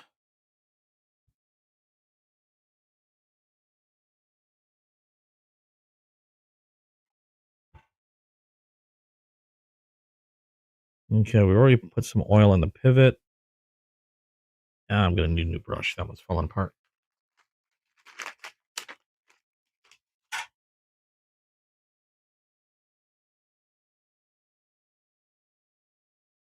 You can also use toothpicks for this. I just like these brushes, even though they cost me a little bit more money. Toothbrushes will also work fine. Oh, not toothbrushes. Toothpicks will also work fine. It's just that they tend to be, they tend to take a little bit more time to deal with because they're not exactly a brush. I'll usually take a flat toothpick, like one of those rounded end toothpicks, and then I'll flatten it with something else and make like a miniature brush out of it. But if you're not careful, they can sometimes leave little splinters in there too. And they'll work in a pinch, and they're a lot cheaper than buying these brushes. But I also hate dealing with splinters. Not on me, but like leaving little bits of like little splinters inside the knife.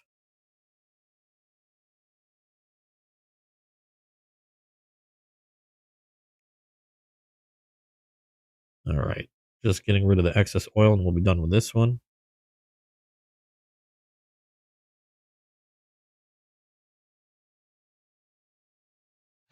Never know when he might pop out. Burrs? What about burrs?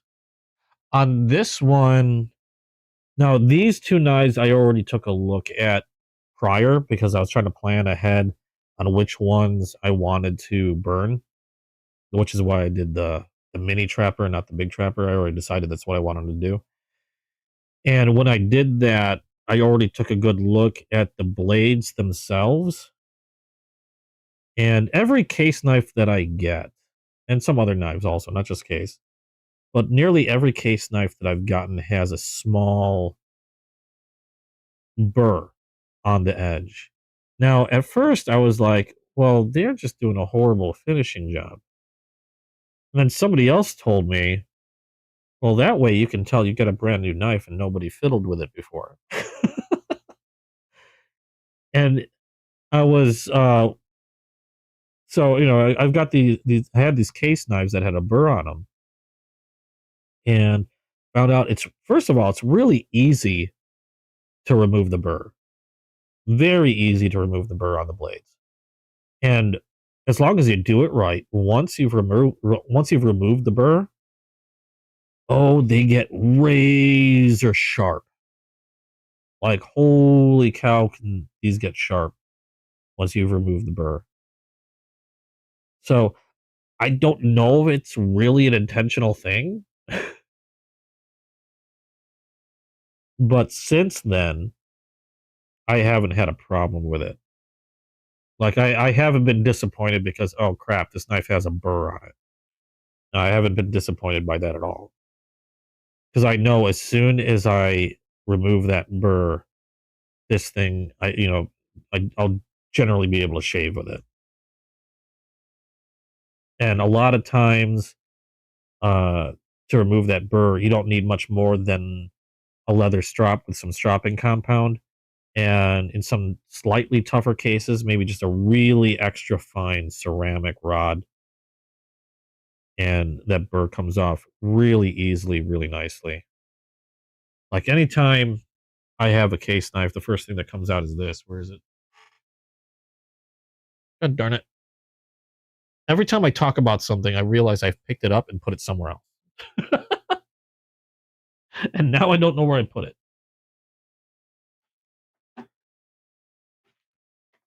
Because I moved so many things around when I did this. Oh, that's where I put the meat sticks. Yeah. Okay, where did I put you? I knew I freaking just had you a moment ago. Oh, there it is. This comes out immediately. I love this thing. I have that one sharpener, that table sharpener that I use a lot, that fixed angle sharpener. But now I really want to get a few more of these.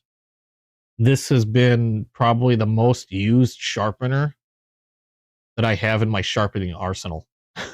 I have this. I have a diamond. I have a two-sided diamond stone made by Sharpel. That's much bigger. And then I have this one's made by Worksharp. I have a table set up made by Worksharp that if I really want to do some quick sharpening is freaking fantastic. But more often than not, this thing has seen the most use out of any other sharpening utensil or whatever that I've had. It's been invaluable.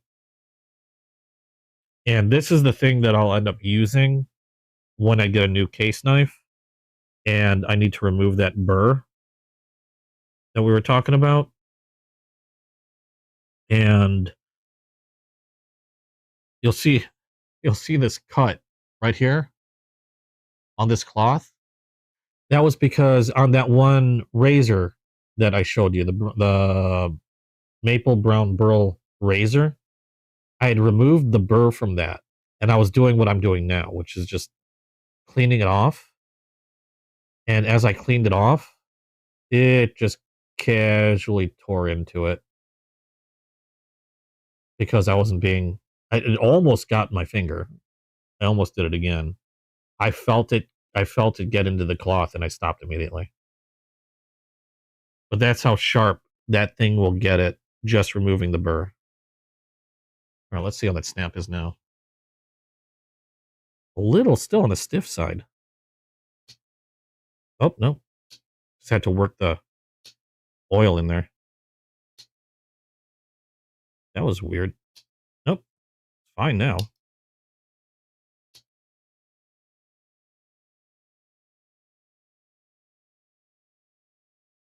All right, let me get a little more oil on that. This blade is acting a little on the weird side. I think I might know why. I think this doesn't happen often, but there might be like a weird chip. Not a chip in terms of like something's broken, but like a chip of material, because I've seen that happen before. That might be wedged along the spring.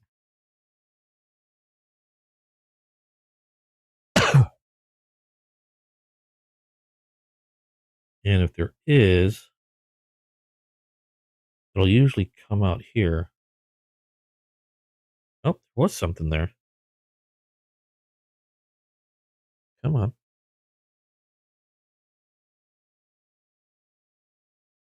Little hard to. Oh. I was going to try and show you guys, but it went somewhere. I don't know where it went. It's not on the brush. Okay, well, whatever it was, got rid of it. I'm fine with that. Yeah, there was a little bit of some material. Looks like it was wedged in there.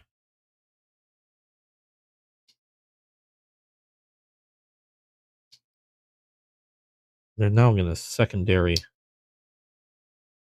movement.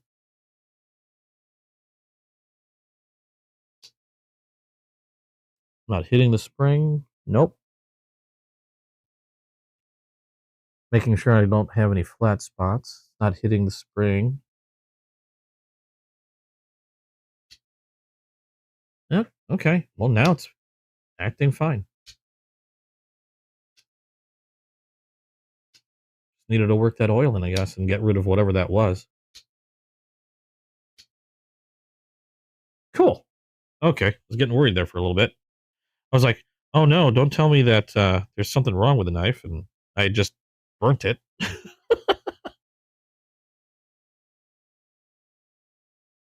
I'm pretty sure I might be voiding warranty when I do this.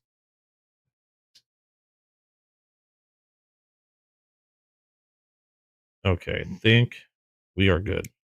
Yeah. Snap is returned. Everything's fine.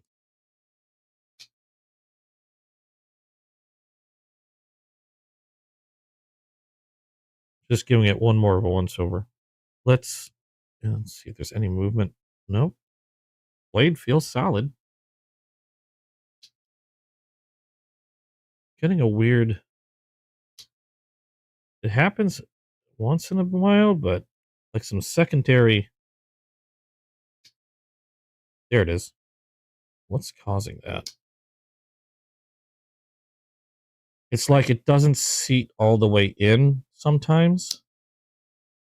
Oh, of course, it's not going to show me now. I think there might still be a little bit of material in there. Oh, yeah, I am seeing some more. It's right at the pivot.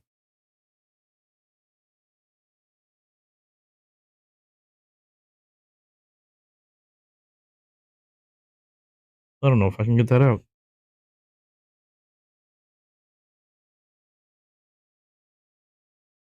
What would be good for kitchen knives? Or would that be good for kitchen? Oh, you're talking about the oil? Are you talking about this?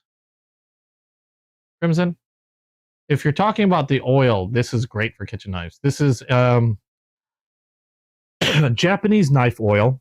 It's called, I believe it's called camellia oil.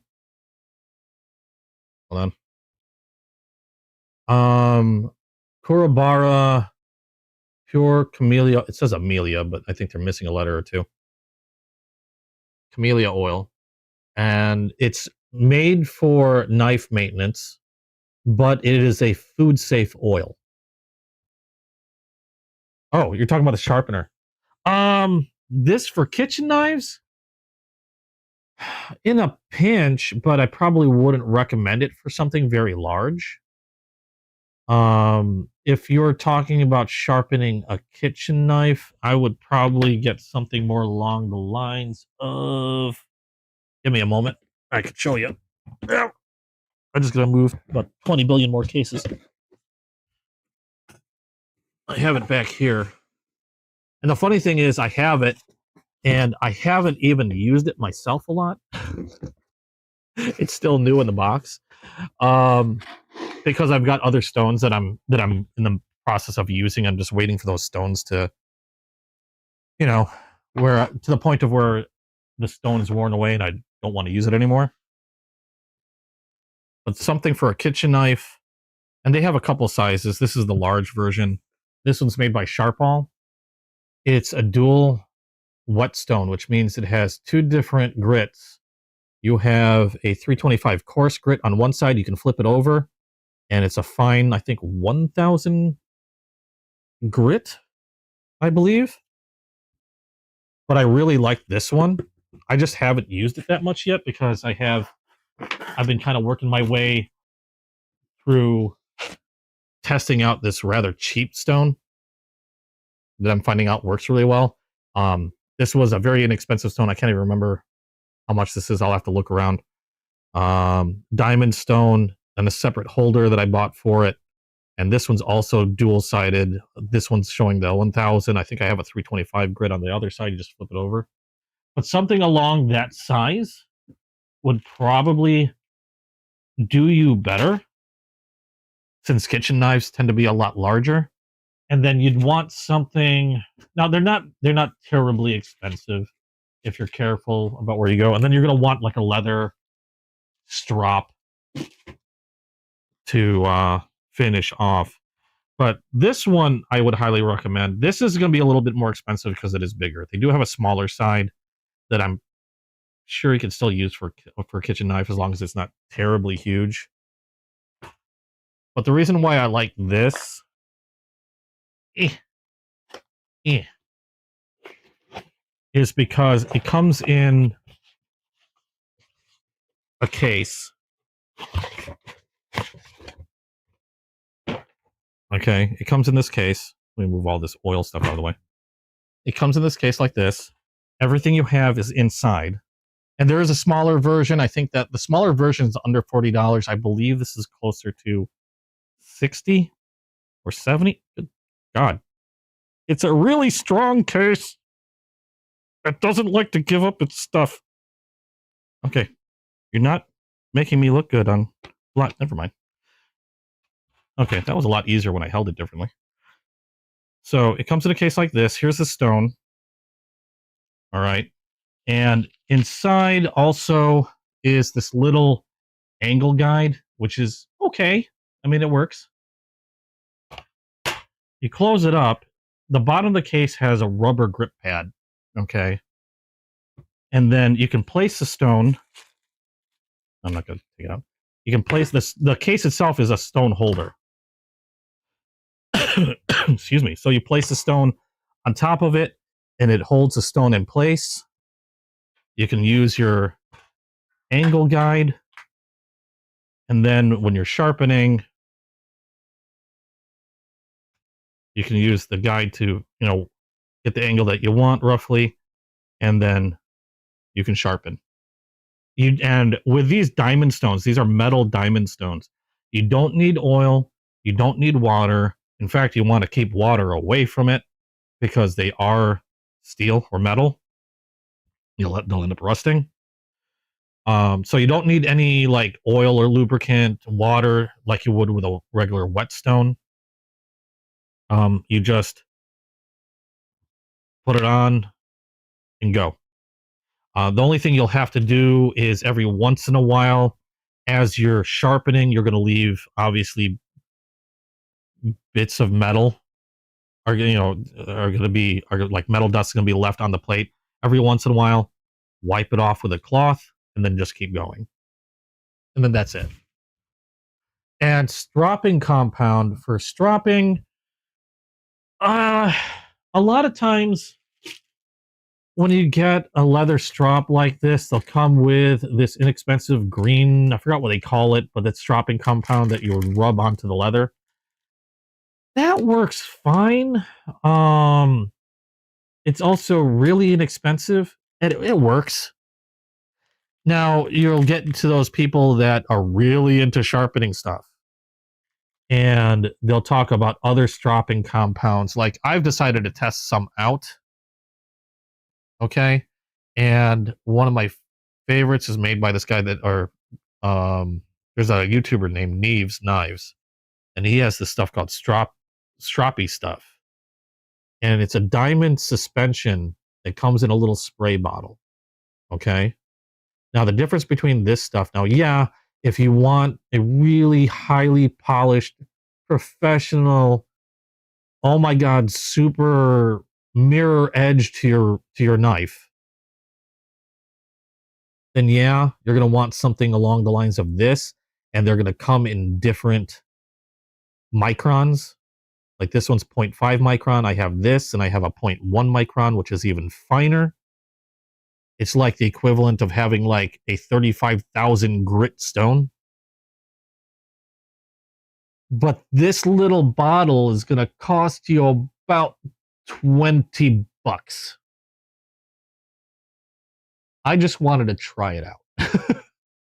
This stuff, if you're just sharpening your kitchen knives, if you're not trying to do some insane stuff, if you're not trying to cut funky shapes out of paper towels and whatever, this will do you fine.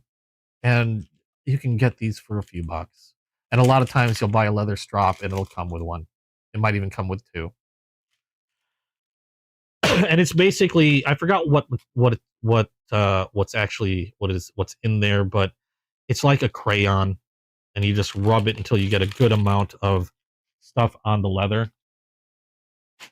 And then when you're done sharpening, like this has, now this I can probably replace soon because it's getting really dark. Like I use the expensive stuff on, this is a leather strap that's attached to this thing.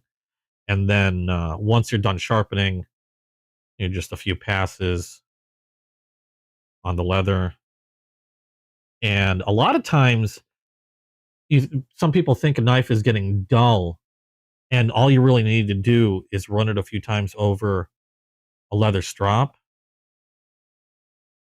And a lot of times that alone is good enough to get it back into, you know, nice and sharp, you know, easily able to cut through veggies, meat, whatever. And that's all you need. You don't have to use a sharpening stone all that often, really. But yeah, if you're going to do a lot of sharpening or anything like that, and especially larger knives like kitchen knives, I would highly recommend, and probably even this size, this Sharpal dual-sided stone kit thing is probably one of the best out there, especially for its price.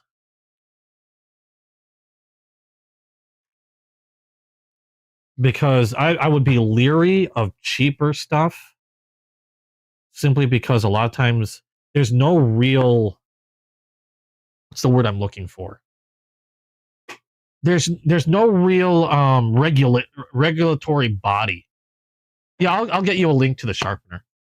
There's no like regulatory body when it comes to these sharpening stones. There's nobody regulating this stuff. So a lot of times, if you can find like a cheap $20 stone like this, but there could be a lot of contamination.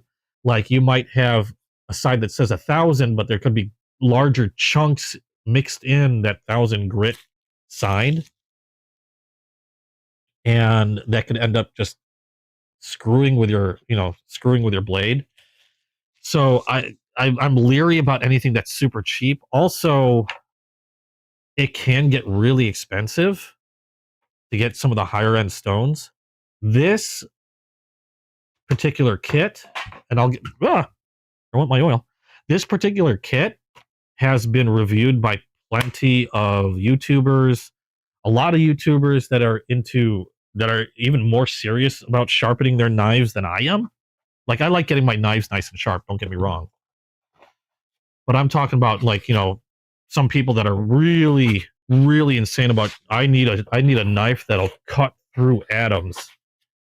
And this has always gotten really good ratings when you look at the cost as well as the quality of the sharpener and the stones, which is why I recommend this.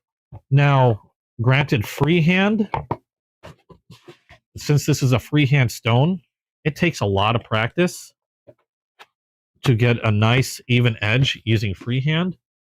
If you want something a little easier to use, I could recommend something like that, but it's going to probably run about, actually not that bad. The other sharpener I will show you. Now, it's not going to come in a kit like this. All right. I got this. The sharpener I'm going to show you doesn't come in this container. This is an upgrade to the sharpener that I'm going to show you. They have it's basically another version. Essentially, you can buy the standard sharpener, and then if you want to upgrade, the upgrade comes with more stones and comes with this carrying kit. This should be a salesman. Work sharp. Hey, trying to sell your stuff. Hold on, I'm trying to put the other thing right back in the box because I put it in there funny. This might be a little easier because you don't have to worry too much about how you're holding your blade and holding your knife. Whereas, you know, like freehand, if you're wobbly, if you're not practiced, you know, your hand can move funny, etc., etc. Excuse me. So this could be also more up your alley. I'm just trying to make room here so I can show this. Again, it doesn't come in this kit. This is the upgrade. But the item that you would get, let me find this on Amazon real quick, so I can quote the right price, because I don't want to sit there and tell you it's one thing and find out that I'm way off.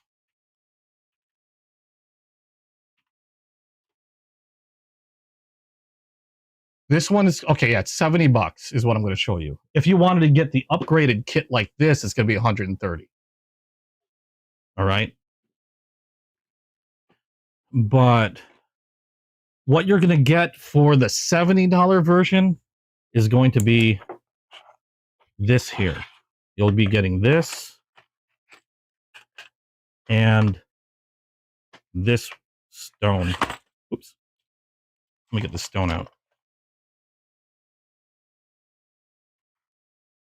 Comes in a carrying case, which I'm always having fun trying to get the shit out of. Let go of my shit. I'll just pull the whole thing out. There we go. So like I said, there's two versions.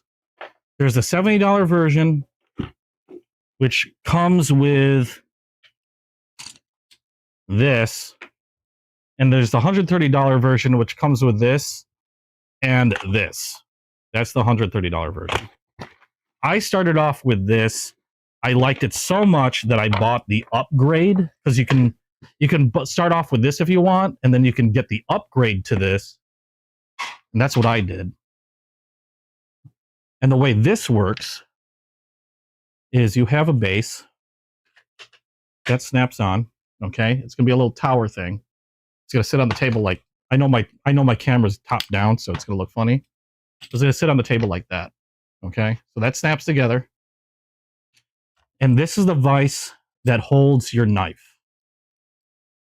So the way that works, let me grab a knife. There we go.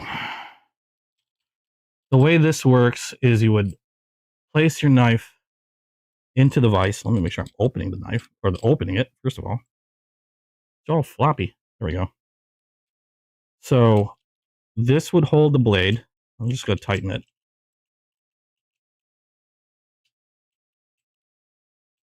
I loosened it up a lot, so it's going to take me a while to tighten this thing. There we go. So that clamps down in your blade. All right. And I'm going to put this off to the side so you can see what I'm doing. There's magnets on the back of this. It slides in there. And then, oops, you know what? I'm kind of put it backwards. Let go of my knife. Let's put it this way. That's a little better. Magnets hold it in place there. So now this holds your knife in a vise. Okay. And the neat thing about this is, first of all, the stone you have 3 different stones in one. You see it rotates. You've got a 320 grit. You have a 600 grit. And then you have a ceramic. Okay, so it's like a tri-stone all in one. Now, what you would do is you can adjust the angle that you want the edge to be. Oops, poked myself. You can adjust the angle that you want the edge to be. On most kitchen knives, you'd probably want it to be like between 15 and 17, I think.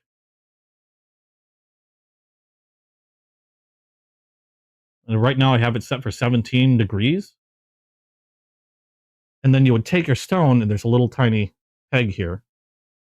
You would take your stone, that fits into this hole down here. And that's also magnetized. And so then it holds this bar. So now this bar is fixed at 17 degrees. Okay? So then you just pick the grit that you want. Now, I'm not going to really sharpen this knife, but you pick the grit you want. It's fixed at 17 degrees, and then you just go over the edge of the knife. And this will start to sharpen one edge, or one side, And then when you've created a burr on the other, there's a button you can press back here. You hold it down. That'll flip the knife. And then still holding it in place, you can then work on the other side. Now, the neat thing about this is obviously I don't have to worry about having my hand and the knife angled the correct way as I'm pushing it along freehand on a stone, because this holds the correct angle that you want the whole way through. So you can get a nice even edge. And then when you're done with a 320 side, you can go to the higher grit and do the same thing. Flip it over again, work on the other side, and then you have your fine ceramic to pretty much finish it off. And then you can take it to a separate leather strop to complete the sharpening process. But this is nice because, like I said, it's not freehand. You don't have to worry about, am I angling it right? Am I holding the angle throughout the whole time I'm sharpening on that stone? And I love this thing. Admittedly, this is the reason this thing and this thing, as much as I like the freehand stone, because freehand sharpening is the best way to get the sharpest edge possible, to be quite honest. But because I'm lazy, this thing and this thing is why that is still unused in the box. The other one's still unused in the box. It's because of these two things right here. And honestly, with this $70 kit, this is all you really need. You don't have to upgrade to the other one. The other one has finer stones and stuff to get more of a mirror polish or closer to a mirror polish. You know, if you really want a nice fine edge on your knife. But you really don't need it in order to get a good working edge on your kitchen knives, pocket knives, whatever. Simply getting this with a 1 tri-stone is perfectly good enough. And again, this whole setup that you see here is $70. I think the freehand stone that I showed you earlier, how much was that thing? I'm not seeing it. Then again, I didn't look for it. I'd like to say that was along the lines of 40 to 50 for the freehand stone.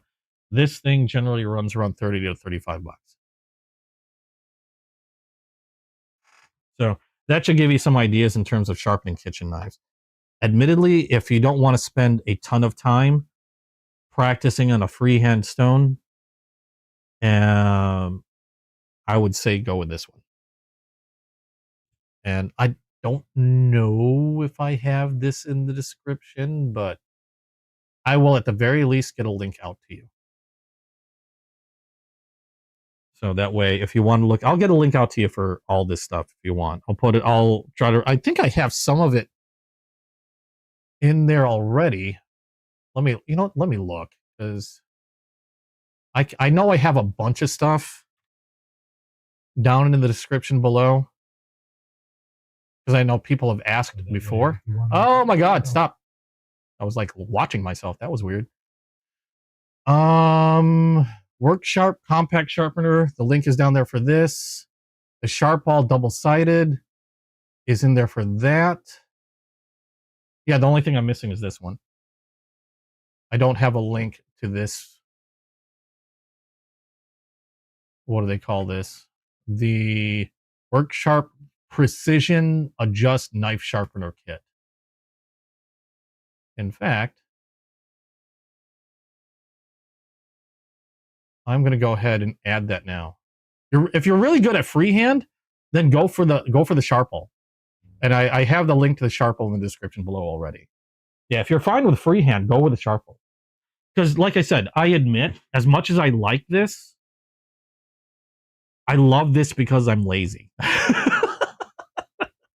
If I'm in a hurry and I want a good edge, I'm going to use this. If I'm just in a hurry or just removing a burr, or if I'm out and about somewhere, I obviously can't really carry this or the big thing with me. I'll carry this small one with me. That's great if you want to keep something like this in a backpack or something. Or if I'm just doing light work like removing a burr, then this thing is great. If you know freehand, you'll get, if you're good at freehand sharpening, that's where you're going to get your best and sharpest edges as long as you're practiced and as long as you're, experienced in it. Freehand is always going to be the best way to go for probably your sharpest edges. It just takes time, practice, and experience. I have a decent amount of experience with freehand that I'm comfortable with it, and I can get really good edges on my knives. But like I said, I'm lazy. And with time kind of being like a premium for me, with time being a premium for me, with all the stuff that I do work, caregiving, doing my videos and stuff. Thank you, my girlfriend, for being so good at letting me have time to do this. That's why I fall back on these things. Is because they just save me so much time. When I do have time, I do prefer doing freehand. I actually do prefer doing freehand. And a lot of that has to do with I can get a really good edge that way, and B, mainly to keep my skills up. Because I know the longer I stay away from doing freehand, it's one of those things you have to keep up. If I don't do it for very long, I'm going to lose that skill. I'm going to have to basically relearn things over again and practice. So, but yeah, I would, if you're looking for an easier way to do it, and this is a good way, just because it's easy, it's not like a cop out or anything. This is a very good, easier way to do it without too much worry. This is one of the ones that I would suggest. I would always suggest one of these regardless, especially if you own a few pocket knives and like to keep them sharp. I always suggest having one of these. But yeah, I would definitely go with that Sharple stone. That one's in the description. It should be listed in there. Yeah, Sharple 156. I don't know if that's the bigger one or the smaller one though. Crap. That's the smaller one. Oh, okay, yeah, that's the smaller one. The bigger one obviously is an option there, and the bigger one is going to be. Oh yeah, the bigger one's 70. Oh wow, the bigger one's $70. I must have gotten these on sale. So the bigger one is $70 for the freehand. So they're about the same. You can go with either one of these or the freehand. They're about the same cost. But yeah, if you're fine with having the time, and I would go freehand. This I like because I'm lazy. I did like it enough to get the upgrade kit though. I admit I really enjoy using this thing. And I like that the upgrade kit comes with a little carrying case, so if I really wanted to, I can carry this around. Not that I really see any need to carry it around because I have this small thing here. But if I really needed to bring this along with me, it's kind of nice that I have the option to. And then it fits pretty nicely in that case. I'm going to keep knocking that oil down. The only thing I don't like about this case is freaking trying to put this back in the tray. Now, the upgrade kit comes with the case, this tray, and the upgrade kit also comes with these extra stones. It comes with the same tri-stone that this is like 326. No, this is different. This is a 220, 320, and what else? I don't know what else. I'm not going to look because I don't want to pull them out. And it goes up even higher grit. And then this even has a leather strop with some compound on it already. I haven't used any of this yet. I've been just working with this one, the one that it originally came with. So I haven't even used any of these other upgrade stones. Admittedly, part of the reason why I like the upgrade is I wanted the stones for when I wanted to use them, and then I really like the case. I know once I get there are some knives that, I mean, most of my knives are right now well off, don't really need a sharpening at the moment. But I know that once I get to a point where I'm going to need to sharpen some of my other knives, some of my premium knives, I'm going to want to use some of these higher stones to get a really good edge on them, like something mirror like. No, get in there. But yeah, this is my only gripe about this thing is getting these stones in and out of here are kind of a pain in the butt.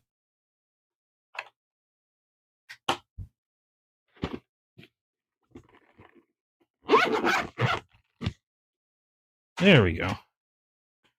Okay. Now we were looking at this. This is drinking in some oil, so it's got some weird splotching. That oil will disappear eventually.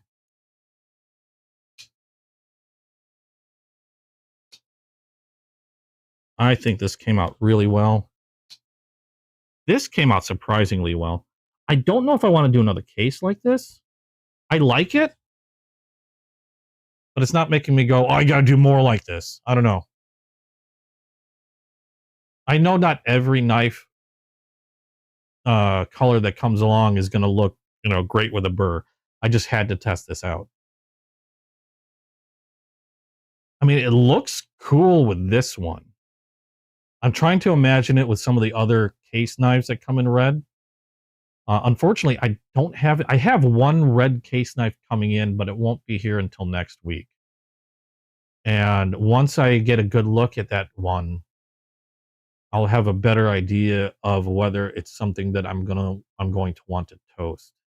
It didn't come out too badly. I just don't know how it's going to look on a case.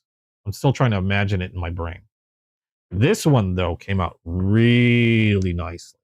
I like the light toasting on this. I can see it's already lightening up a bit already. I might have to darken a little bit, but I don't even think I really need to do that. They always tend to lighten up a little bit after I've done a live.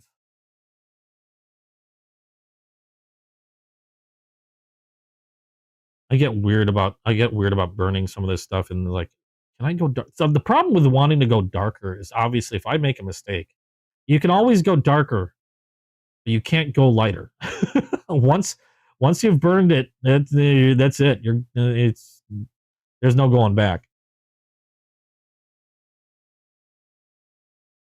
So I will wait. Oops.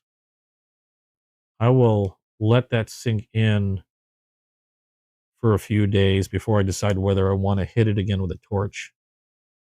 I think I'm pretty good because I think I match it up with that tin roof pretty well color wise.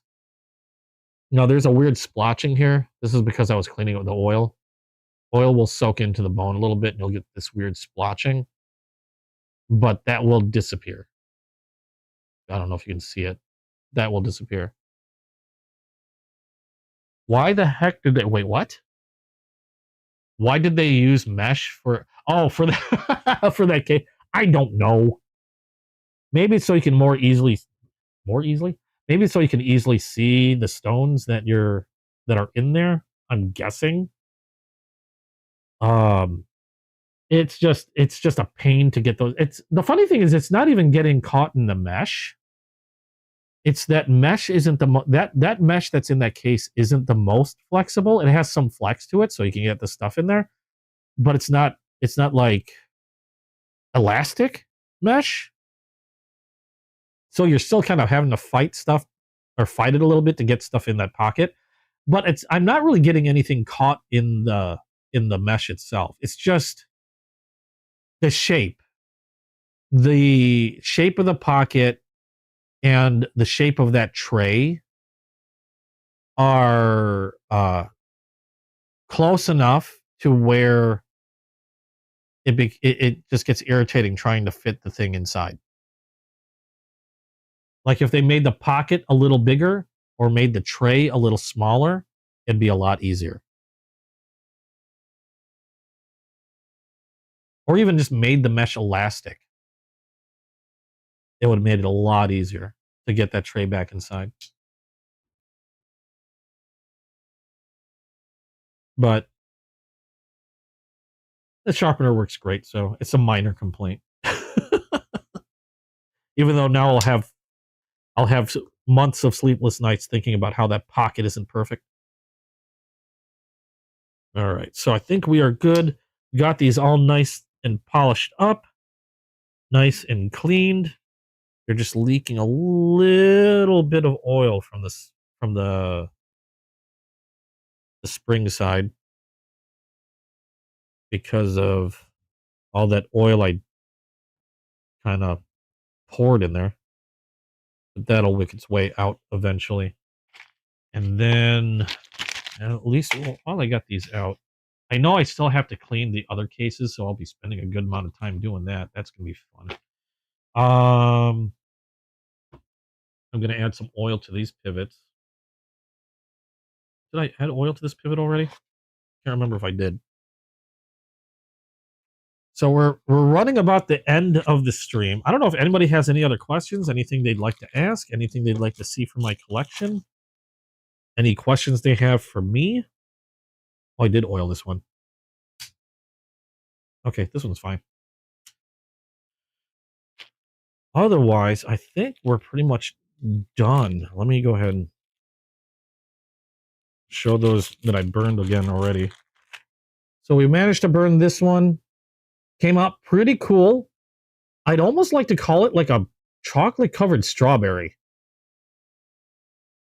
I like to name these things. Hey, Terry, what's on the menu tonight? What, for dinner? Oh dear, I don't know. I might just make it pizza.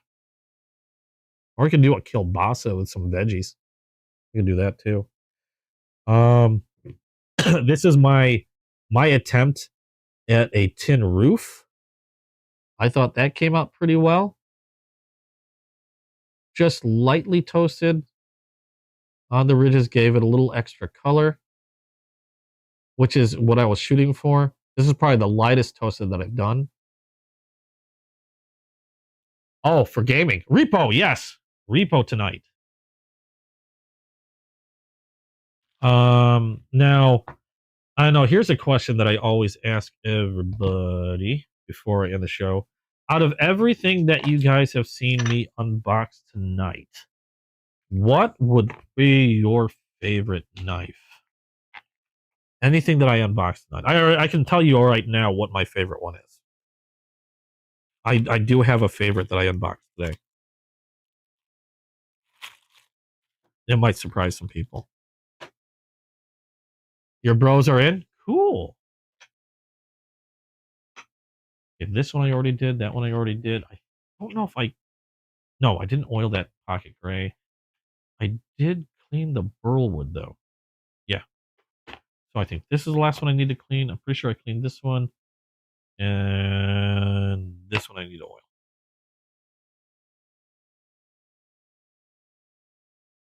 So, anybody have a favorite that they like that I unboxed earlier?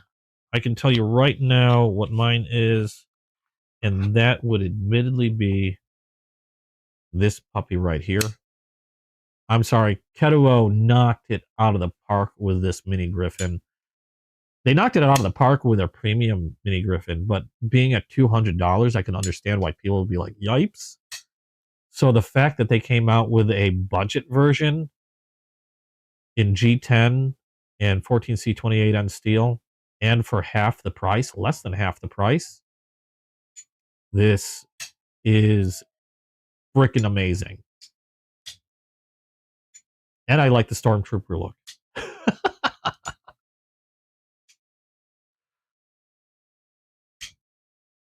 Love this knife. Second place would have to be probably that Longhouse. I'm really surprised at how well this Longhouse is. From Case. Normally I get a little iffy when it comes to traditional knife makers making more modern knives, and I know this is not necessarily a modern knife, but it's kind of like a mix.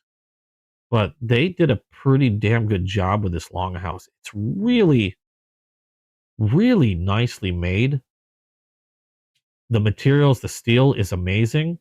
The 20 CV, if you're looking for something that really holds an edge for a long time. and I like the feel of this. And it still has a relatively traditional kind of look to it, which is kind of neat since I do like the traditional look.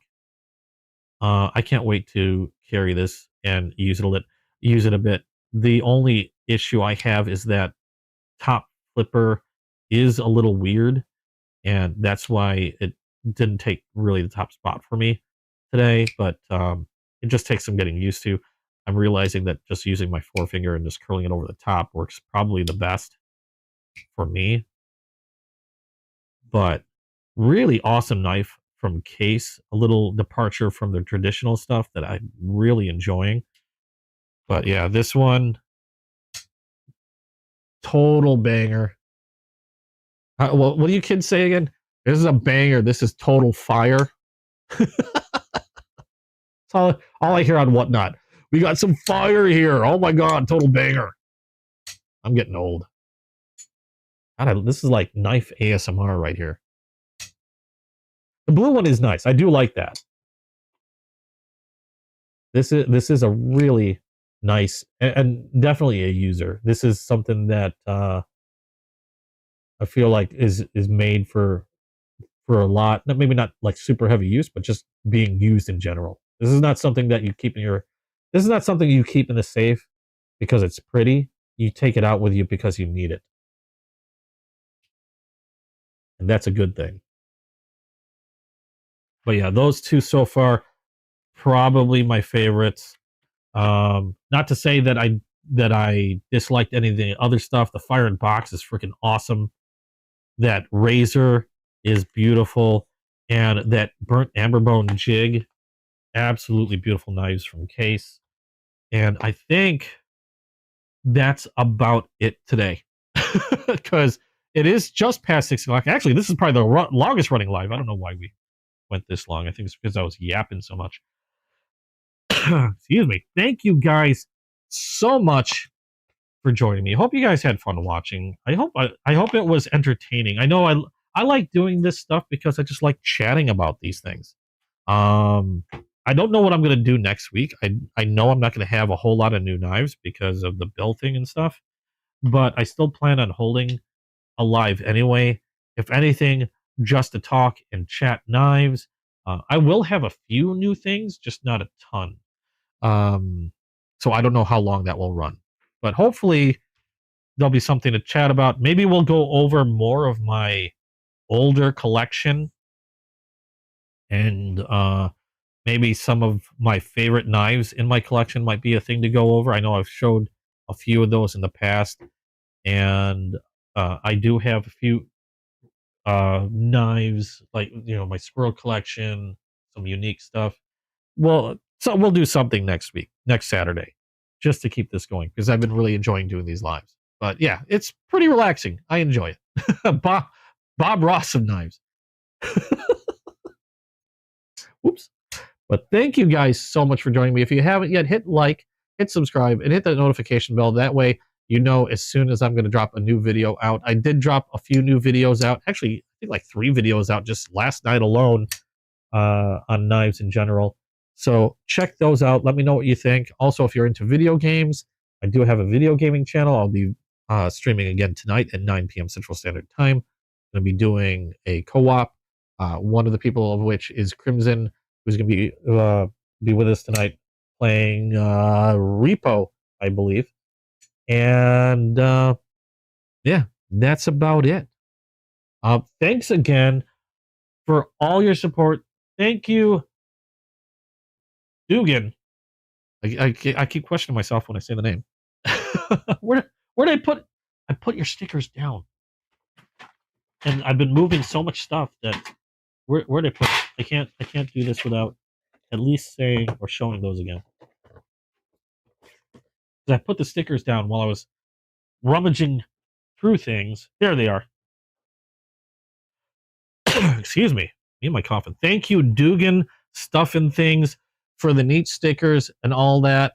That was the smile that brought to my face. You have no idea. Go check Dugan, Stuff and Things out.